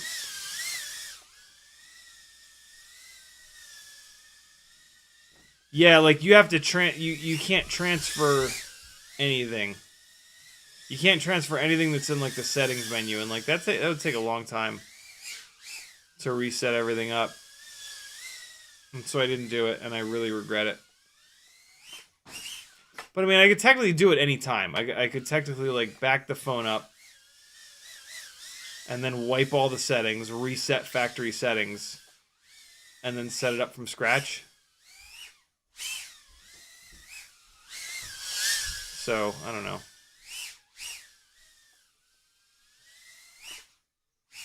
Ooh, just barely got that one. Oh, stop it. Stop! React to my stick inputs, you jerk! That was a situation where crash recovery had me, like, locked out.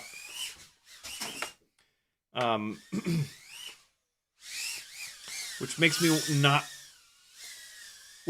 want to turn crash recovery off, but the number of times that crash recovery helps me is insane versus the number of times that like I get locked out like that because it's ping-ponging across the room. It's worth it to run it. I actually did a whole live stream about that.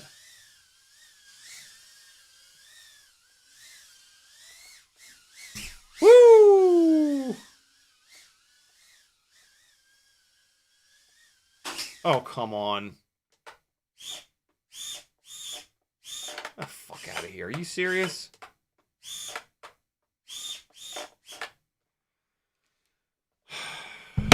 Jesus Christ.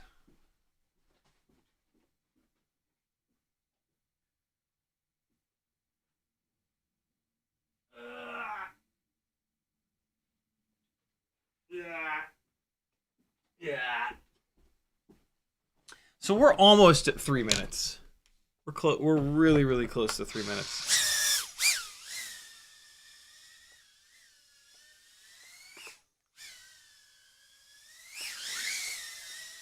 All right, there's 3 minutes, and we're solidly flashing low battery.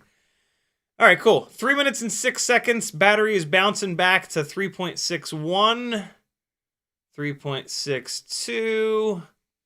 There it is. 3.62. 3 minutes and 6 seconds. Let's go to quad blades and see what happens. Cool Power says, will a 1S AIO take 5 volt? Most USB power supplies top out at 2 or 3 amps. Make an adapter cable to go from USB 5 volt to BT 2.0. That's interesting. Flight controller might complain for being out of range. Yeah, right. It will. It'll think it's a 2S, actually. Coal Power says, are those HQ tries? Yes. I've had Gemfan blades bend all the way back without breaking. Do they use different plastic? Yes. Different plastic and drastically different geometry. This is one of the other reasons that that my phone is always on silent. That is the only way to get those to well, I mean, I can just turn off calendar alerts, but I don't want to do that. I think I can just turn the audio off on calendar alerts, whatever.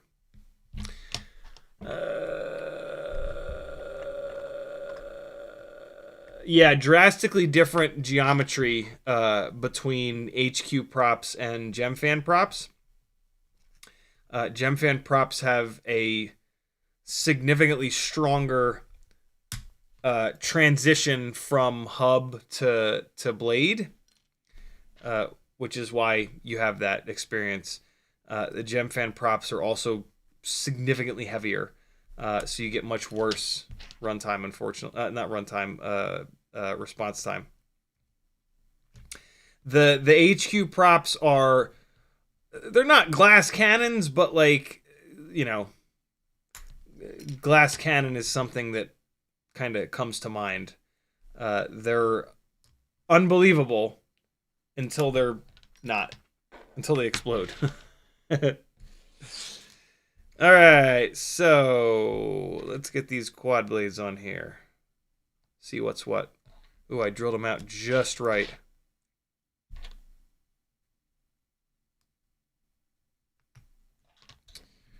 Yeah. I didn't have to drill these out much, actually. This is good. I drilled them out for thinking that I was going to put them on happy model motors. Since I mainly run happy model motors, whenever I drill stuff out, I just drill it out as if I'm going to run it on a happy model motor. I actually need to be a little bit more careful. I need to remember to be more careful when I'm going to be using a propeller on one of these builds with beta FPV or newbie drone motors. Come on. There we go. HQ quad blades. Let's see how they are. They're definitely going to sound different. That's for sure. They should be like really whispery. They don't sound that different. You know what's interesting is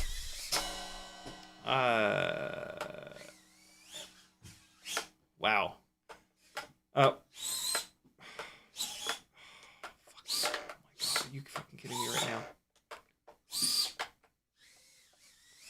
now? What's super interesting is that the quad is not all pissed off right now. Those triblades had been on there for a while, so they might have been kind of banged up. But yeah, it was having a rough time with vibrations and trying to fly away on me on those triblades, that last battery that I ran. So yeah, they're more grippy. Like, I turn and it just goes. Right, come over here, turn sideways, it just goes sideways. Turn over here, turn it sideways, it just goes. I'm not rocking it up, right? I'm not like doing that. I'm just basically yawing it. Flat yaw. And then it's going. That's where you can really feel grip. Is just flat turn. See what happens. Flat turn. Flat turn. Hey. Something that's kind of that I'm noticing is that they make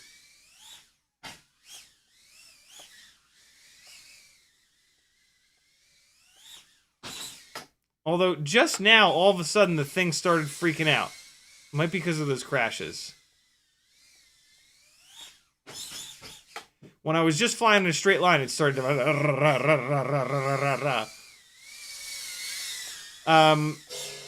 really? They feel like, see that? See how my elevation, I'm having a hard time with elevation. I think what's going on is they make more power in like the middle of the throttle. This is interesting.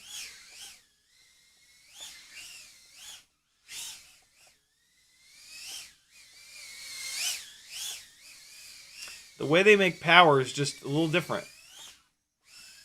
I didn't expect that.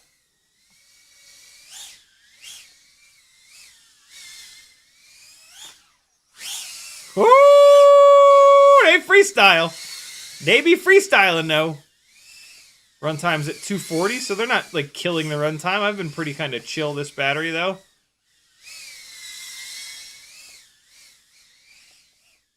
Ugh. Oh, I was not lined up for that. Oh, come on now.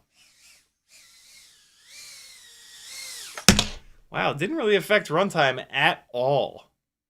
Battery's bouncing back. 361, 362. I took just as much out of the battery.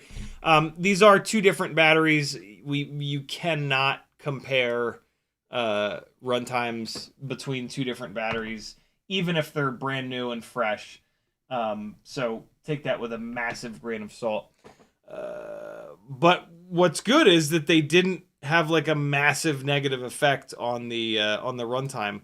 Let's fly a little bit harder.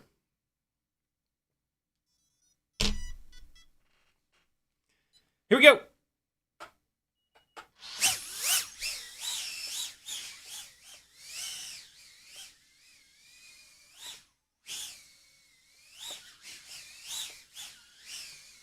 Feel fine.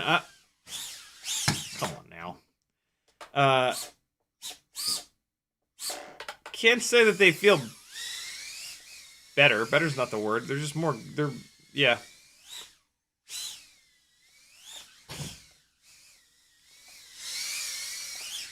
More grip, bro. More grip. Almost too much, maybe. It could be too much. It could be that I'm not used to it. Right?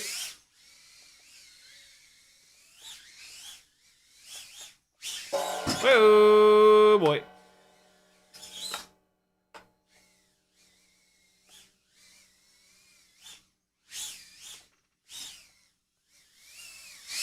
Whoa, boy. I almost tested how they,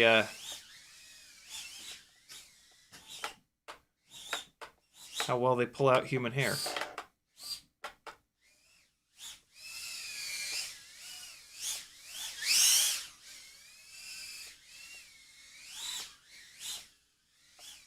Yeah, this tune is on the limit. That's for sure. I mean, we knew that. Yeah, it really does. There is no slide. I mean, not no slide, but like it just goes. It goes exactly where it's pointed.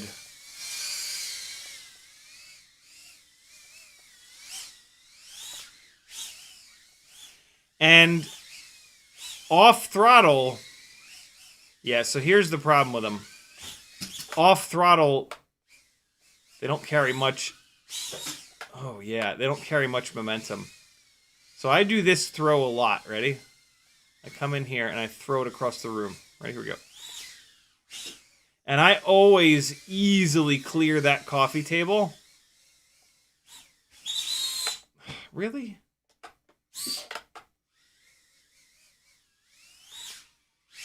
Yeah, I mean, I can get it to clear the coffee table. I mean, it makes sense though. Like that's the downside of the grip, is that when you're zero throttle,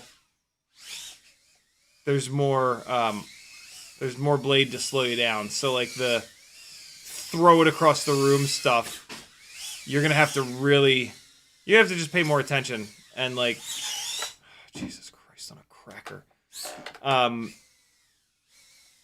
and like really get some good momentum. Before you come off the throttle to throw it like a big distance like that. Look at the runtime though. I'm really impressed by the runtime here.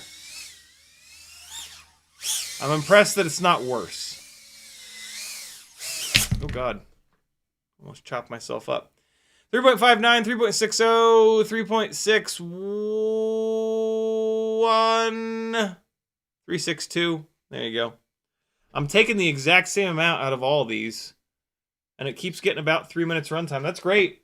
That's really good news, actually, because the runtime could be like the fatal flaw of a propeller like this. You know, I love that that we're not paying some weird runtime penalty.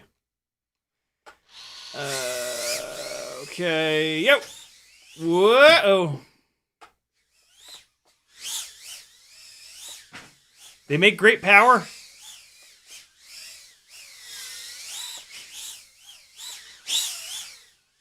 And they're light enough that we don't have a whole bunch of prop wash.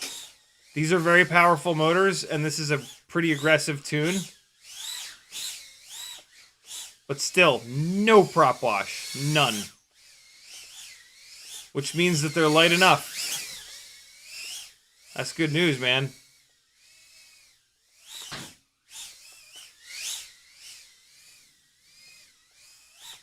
Oh, God damn you. What was that? What the hell? Oh, God. All right, so I've bent one of them up. One of the props is a little unhappy. I can hear it. Jesus.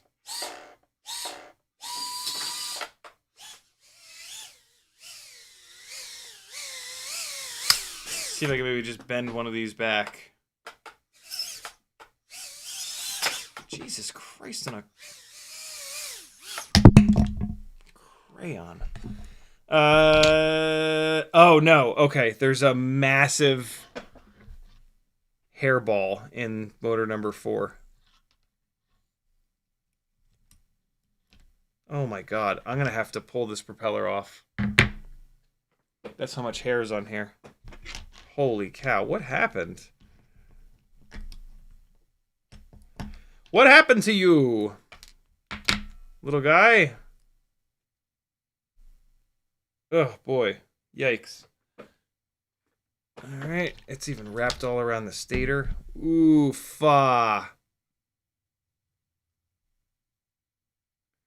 Oh, buddy.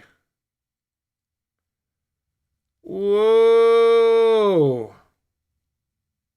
Yo. I'm starting to think that hair in these motors has more of an effect than we give it credit. I think it's more important to get these hairs out of between the motor bell and the stator than we're thinking it is. Okay, that's way better. There's still a little bit of a mess in there, but I don't have the patience. Let's fly the rest of this battery. We'll go back to triblades.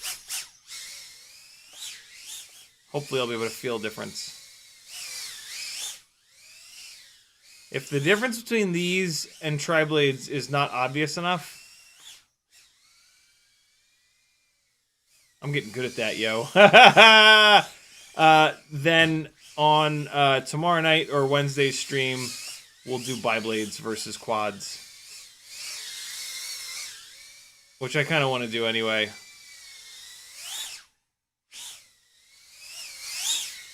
Oh, shit balls.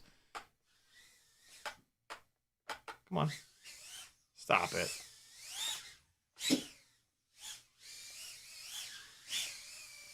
These beta FPV air AIOs are good, but man, sometimes they're a little finicky. Ooh, boy, I'm having a hard time getting settled down for this. Why am I having such a hard time with this in here? Wow, yeah. It might just be because I'm expecting a little bit more slidiness. This is like a really technical little figure 8 that I do. No, what I'm having trouble with is the elevation control. They're not controlling.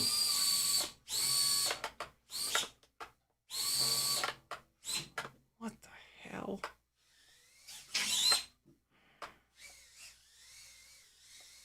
Yeah, elevation control is... Oh, I know why. Who can guess why? Who can guess why I'm having a harder time controlling my elevation with these? 2 minutes and 54. It's the response time. Response time is slower. And so it's going down. I'm pushing extra throttle to get it to pop back up. It's lagging behind, and then it's popping up too much, and then I'm pulling power, and then it's lagging behind, and then it's dropping. Yeah, that's a response time thing. That's kind of interesting. Yeah, the quicker the response time, the more like locked in, the more like the rig kind of seems to read your mind, because you make a change to the throttle and as quickly as possible that change actually happens in the real world. You know what I mean? So yeah, that's totally that's totally a response time thing. And so, like, you know, that's another example of where you change one thing and a bunch of other stuff is affected. And so if you're desperate for more grip, these props might be the way to go. If you've got like really low kV motors, these props might be the way to go. It's, you know, I find myself always kind of like balancing these things, you know, and how do we, I have the triblades, they're right here. And like what things can we stack? If there's like one problem with your build that's really bad, how many things can we stack up to help that one problem? Hopefully without ruining a bunch of other stuff. You know, you put these quad blades on because you have low power motors, but then the response time gets worse. Well, like if you are not great with throttle control, that could be a big problem, right? And so every step of the way when you make changes, like you got to look, you got to really try to figure out and feel the other problems that kind of occur, if that makes sense. The negatives, right? Everything's got positives and negatives, and you got to manage those. This battery is not fully charged. It's at 4.34, but it's what we got. Back onto tri-blades. Let's see if I can feel a drastic difference. Hopefully it doesn't just fly away on me, because these tri-blades are a little bit banged up, and it was acting a little weird last time.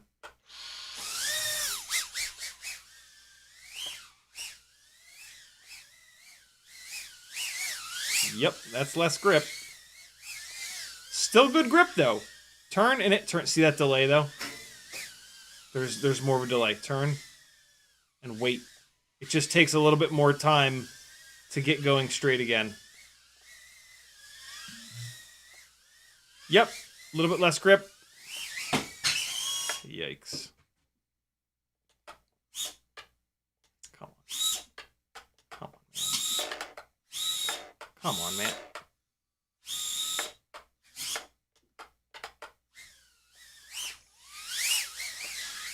Woo! My God. So now if I drop into here, let's see. Oh, hold on. Maybe I'm just flying like shit today. I certainly feel horrible today.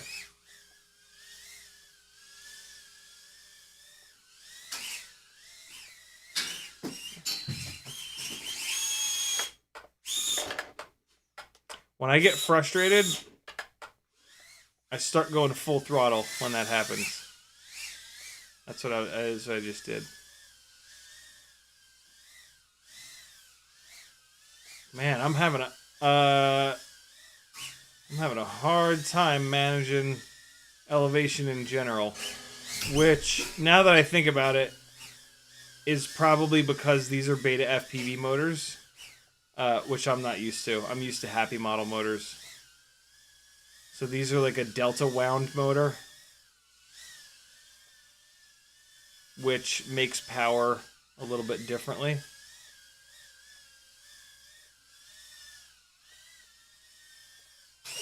Oh, Jesus Christ on a crutch.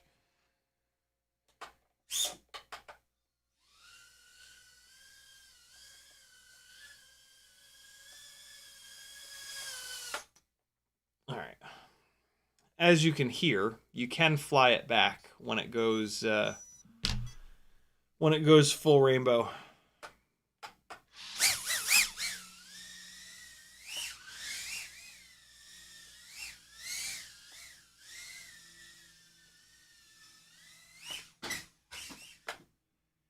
Yeah, the 4-blades aren't bad. They are not bad at all. Jesus Christ. Oh, beta FPV, man. come on. Come on!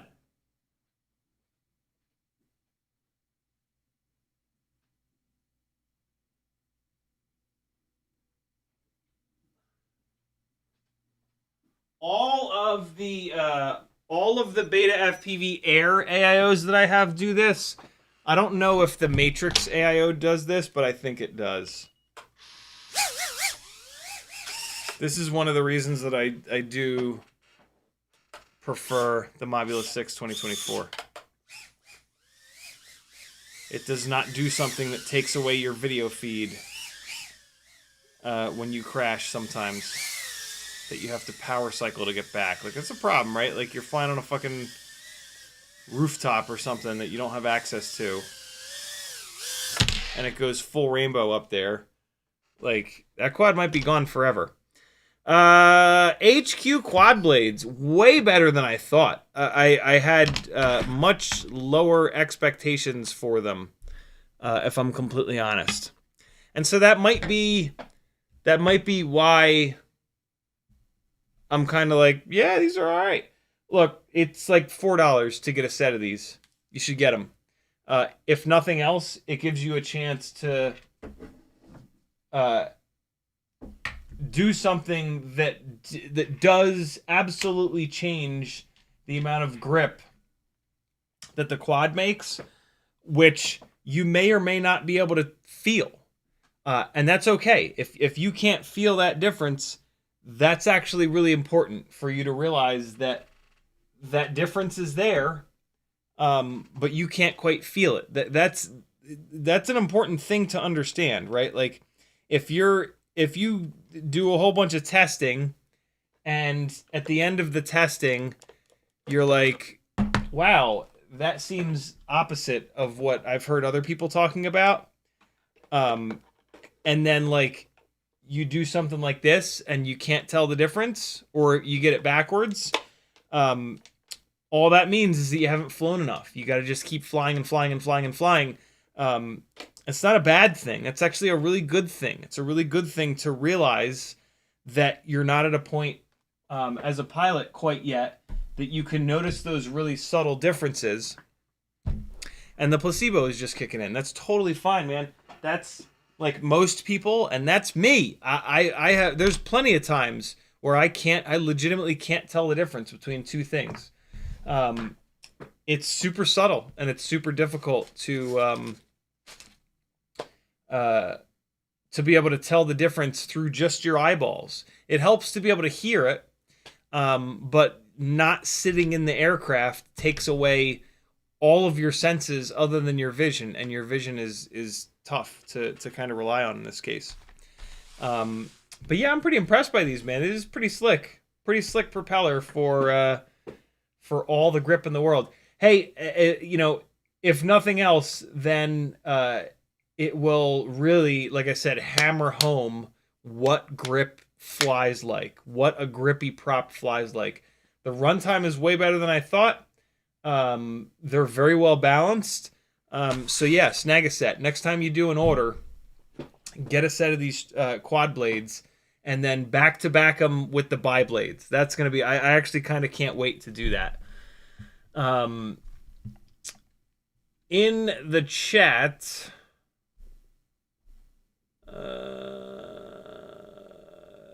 Levster says, how big is this basement and how high it is? How high is it? Regular height, and then it's probably like, I don't know, 30 feet by 20 feet is my guess. 30 feet this way, 20 feet this way. I'll count the ceiling tiles for you. These are just the square, you know, regulation, whatever the hell they are, ceiling tiles. 1, 2, 3, 4, 5, 6, 7, 8, 9, 10. 10 ceiling tiles in this direction here. 1, 2, 3, 4, 5, 6, 7, 8, 9, 10, 11, 12, 13. 13 square ceiling tiles in this direction. And then the height is, I don't know, whatever. I think it's like 8 feet. Normal rooms are 8 feet high. Cold Power says, I believe they call that sound a klaxon. I've heard of klaxons before. I wonder what I was talking about. Lord Ragion says, I always work on stuff when I watch or fly. I told everyone I blew my last build, hence needing a smoke stopper. Well, I opened the build up to see the issue, a power wire gash. Oh, nice. Nice. So you should be able to fix it then. Sounds like. That's pretty cool. Gem Fan Hobbies in the house. What's up, Mike? How the hell are you, man? I'm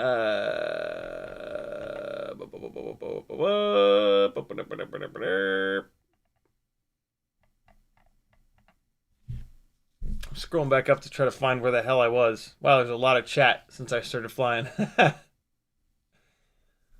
The thing on my phone. Yes, right. That's a klaxon. Yeah, good call. Talha says, why is Demibot slash Grinderino a good bando basher when the camera has no protection slash covering? I have a Grinderino and my camera has tons of protection. What are you talking about? I mean, it's designed to use 3D printed camera mounts, so you can have as much or as little camera protection as you want. I think maybe what you're referencing is that if you sink the camera inside of this, you get the top part of the frame in view. And yeah, I don't love that. The front of the frame here, that angle is in the wrong direction. You want that angled out so that you don't get top plate in your video feed. But yeah, I mean, it doesn't have the worst camera protection. Doesn't have the best, but yeah, it definitely doesn't have no camera protection. That's for sure. That's not a true statement at all. But yeah, I would love to have seen that 45-degree angle on the top plate be like this rather than like this. Benny Bravo says, "What are 5?" But again, you can print camera mounts that'll pull that camera in, and you could have it totally protected if you wanted. But if you did that, you would almost certainly. I mean, it depends on the field of view of the camera, but yeah. Benny Bravo says, "What are 5 to 10 tricks that you would recommend mastering to improve my freestyle skills?" I'm not a trick guy. I fly like the camera, rather than, like doing tricks. And so for me, it's about moving the camera around in a way that looks really cool. But tricks are just a combination of the stick inputs, right? And so pitch forward, pitch back, roll left, roll right, and then you start combining them.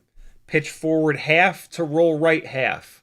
And then just every possible combination, right? Yaw with roll, yaw with pitch, pitch, roll, and yaw. And so you can just keep sort of combining them. And then once you've done that, like, you're good. Like, once you've done every possible combination, you've kind of seen it all. And then you don't really need to, like, focus on tricks anymore, per se, unless you want to. I mean, there's nothing wrong with that. But, yeah. And, like, the standard set of tricks is just that. A split S is just half over on roll and then just pitch down out of it. And so, yeah, think about it like that. Break it down like that in your head, and then it'll make a lot. And then you don't have to, like, search out, like, the different tricks. You can just go try different combinations of stick movements, and you can kind of see what looks coolest for you, and then away you go. That's going to be my recommendation. Sober Life FPV says, "Going to be building a 75mm Pro, and I'm hung up on motor size. I'm flying 65mm crown frame with 802 24,000s. Should I use the same motors on a 75? Yeah, those 802s are going to be way better on a 75mm rig than a 65mm build. So yeah, those motors are actually really good for a 75mm Pro. Do that for sure. and then get some 0702 30,000, 32,000, 36,000 kV motors for that 65 millimeter rig, and it'll fly way better than it does now. Benny Bravo asking for a railgun. Sorry, brother. I'm far too. 2.5 hours of sleep is not railgunnable. Lord Ragion says, I changed the power wire and holy hell, she works. Awesome. Figured the VTX was blown. So she flying 2S 85mm HC0. Awesome, dude. Love it.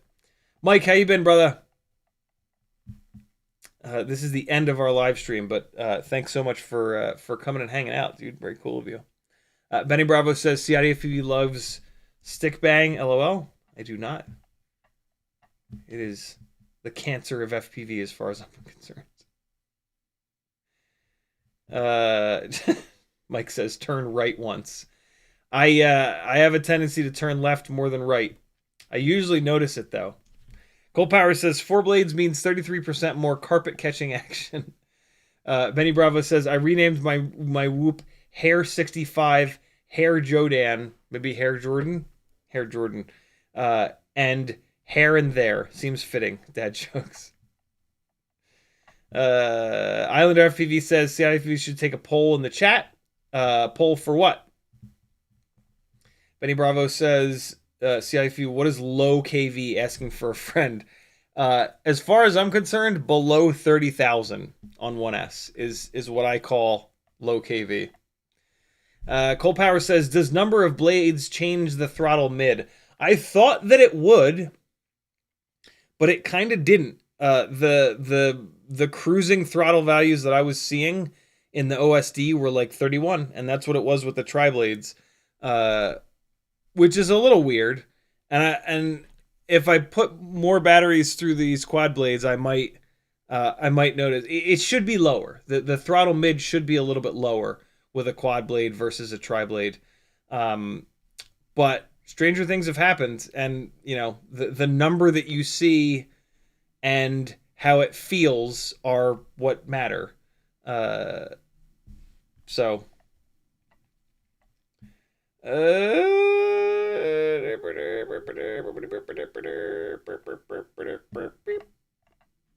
Capital C FPV says, one of my beta FPV Air 65 Champion Editions will always gray screen on battery 2. I have to let it cool down for 5 minutes to get video back. Super annoying. That's weird. Huh. Mike says, pro tip, don't crash. Don't even fly. Just put them on the shelf. You'll be fine.